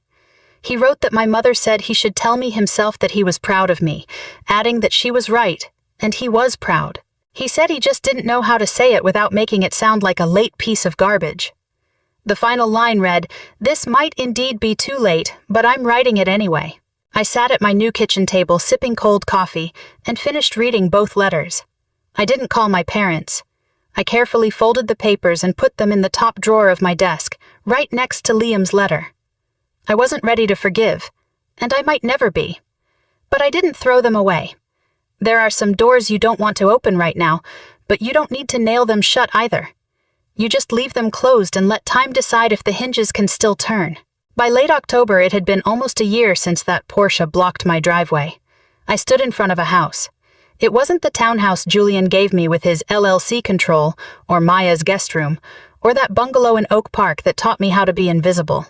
This was a classic 3-bedroom graystone in Logan Square with a wide front porch, restored hardwood floors, and a maple tree in the backyard burning a brilliant red in the late autumn. I bought it with my own money. My name was on the mortgage, using my own credit history, my savings, and a massive confidential settlement from Apex Energy Solutions. The company executives had decided during a very quick, quiet negotiation that paying me to move on was a lot cheaper than letting the public find out their chief compliance officer had been a corporate mole for years. It was a small house, but after a whole year of living out of bags and sleeping in spaces that didn't belong to me, walking through a front door that was entirely mine felt like a real victory. Maya helped me move the last of the boxes into the living room, and then we sat on the floor with a couple of takeout boxes of Thai food, listening to the radiator hiss. She looked around the empty room and told me it suited me. I looked at the clean lines of the walls, the light cutting across the floor, and for the first time in my life, I didn't feel the need to look back over my shoulder. The systems that had run my life for 34 years, the family expectations, the corporate structures, the calculated betrayals, had all been run through the machine and crushed. I took a bite of my food and told her that for the first time I felt completely solid. The high walls I had built around myself my whole life were still there, but they weren't a prison anymore. They were a foundation. I had survived the demolition, and now, on my own terms, I was finally building a home. 4 months ago, Apex Energy Solutions reinstated my position. It wasn't just a reinstatement, it was a direct promotion to Director of Risk Management and Security Operations. It was the exact office Robert Sterling sat in before he was led out of the building in handcuffs. The board of directors personally extended the invitation, and everyone in the room understood the sheer irony of it. I had Robert's nameplate removed, but I didn't replace it with my own. The door simply reads, Director of Risk Control and Security. No name is necessary. The people who actually matter already know exactly who is sitting inside. Moving day fell on a Saturday. Maya showed up with cardboard boxes and a Bluetooth speaker, blasting music a little too loud for the quiet neighborhood. Elias arrived uninvited, carrying a heavy toolbox. He spent 3 hours changing every single lock on my doors and windows to heavy-duty, high-security deadbolts. He just muttered that it was an old habit when I thanked him. But watching him test every single new key twice before he was satisfied, I realized that in his vocabulary, protection is the highest form of affection. Clara sent a massive arrangement of white peonies all the way from Washington, D.C. The attached card read, "The first house you picked out yourself. Let it be filled with your own voice." By evening, most of the boxes were unpacked. Maya ordered an authentic Chicago deep dish pizza, and we sat on the living room floor to eat because the dining table I ordered won't arrive until Thursday. She looked around at the bare walls, the stacked boxes, and the sharp scent of fresh paint hanging in the air. She told me it didn't look like much right now. I just laughed and told her it looks like mine, adding that that was more than enough. Once Maya left, I walked through the house entirely alone. Every single room was empty, carrying that distinct spaciousness that belongs to a completely fresh start. It didn't feel like a lack of something. It felt like a blank canvas waiting to be filled. I pushed the back door open and stepped out onto the small wooden porch. In the middle of the backyard, the leaves of the maple tree were burning a brilliant reddish gold under the deep October night sky. Exactly 1 year ago, that same biting October wind blew across my driveway, mixed with the idling roar of a Porsche engine. But now, the wind only carried the sharp scent of burning pine leaves from someone's fireplace and the faint bark of a dog down the block. I sat on the porch steps holding a mug of hot coffee. No cell phone, no computer, no folders stuffed with evidence, and no fear. It was just me, listening to the sound of the city settling into the night. 1 year ago, a black Porsche blocked my entrance, and my own sister stepped out wearing my wedding dress. She stood at my front door with the man I loved and told me with absolute certainty that I had spent my entire life living for her. She wasn't wrong, I used to. For 34 years, I folded myself into whatever shape my family needed. I gave up a full scholarship to a top business school so Chloe could pursue her vain art school dreams. I signed a co-guarantor agreement so she could chase business deals that went bankrupt before the ink even dried. And I sat at the kids' table until I was 26 because someone always had to make room, and that someone always had to be me. I used to tell myself that was what love looked like. I told myself that was the whole point of a family. But it wasn't love. It was just a conditioned habit, and a habit is nothing more than the default choice you make when you completely stop asking questions. Julian saw through that habit and exploited it. Chloe saw through it and cashed it in. My parents saw through it and chose to be blind because facing the truth carried too high a price, and I was always the one footing their bills. For a very long, dark stretch of time, I fully believed the lies they fed me. I believed I wasn't good enough. I believed I had to wait for someone to gracefully choose me before I could have any real value. I believed the entire meaning of my existence depended on how many compromises I could give without a single boundary. I was dead wrong.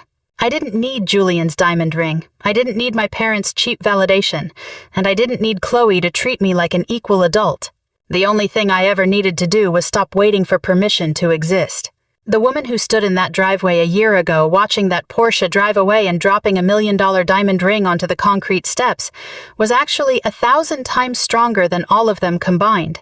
She just didn't know it yet. But the woman standing here today knows. If you are listening to this story and you see a reflection of your own life in my experiences, if you have spent years making yourself smaller just so someone else could expand, if you have sacrificed so much that you completely forgot what it feels like to choose yourself, if you have loved people who mined your loyalty like a natural resource and took your silence as a green light to drain you dry, I need you to hear these words. You are not too far gone to be saved. You are not too old to have a chance. You are not too broken to put yourself back together, and you haven't fallen into a bottomless pit you can't climb out of. You just haven't started fighting back yet, and starting to fight back has never required anyone else's approval. It didn't back then, and it doesn't now.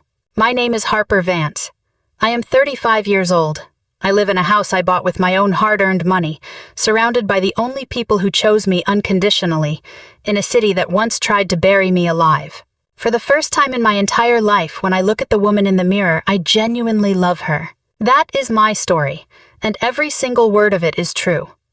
If listening to this touched something inside you, if it reminded you of your own siblings, your own toxic family dynamics, or that absolute darkest rock-bottom moment in your life where a metaphorical Porsche blocked your driveway, the exact second that shattered you but forced you to rise from the ashes, I want to hear your voice. Leave a comment below. Tell me exactly where you are in your story right now. Tell me if you have already started fighting back, or if maybe today is the exact day you hit that restart button. Because I spent 34 years believing I was the only unlucky woman on earth living this kind of life, giving everything to people who would never give anything back. Then I discovered I wasn't alone at all. If you are new to the channel, please hit that subscribe button. I share stories like this every week, stories about real-life betrayals, the moments that tear us apart, and the choices we make to take back our own lives. And if you know someone who desperately needs to hear these words, a friend, a daughter, a mother, or a woman who is still mistaking submission for love, forward this to her. Sometimes, the thing that pulls us out of the abyss isn't expert advice, therapy, or a flawless plan. Sometimes, simply knowing that another human being walked through the exact same hellfire and is still breathing freely on the other side is more than enough. I'll see you in the next video. This story has been fictionalized for dramatic purposes.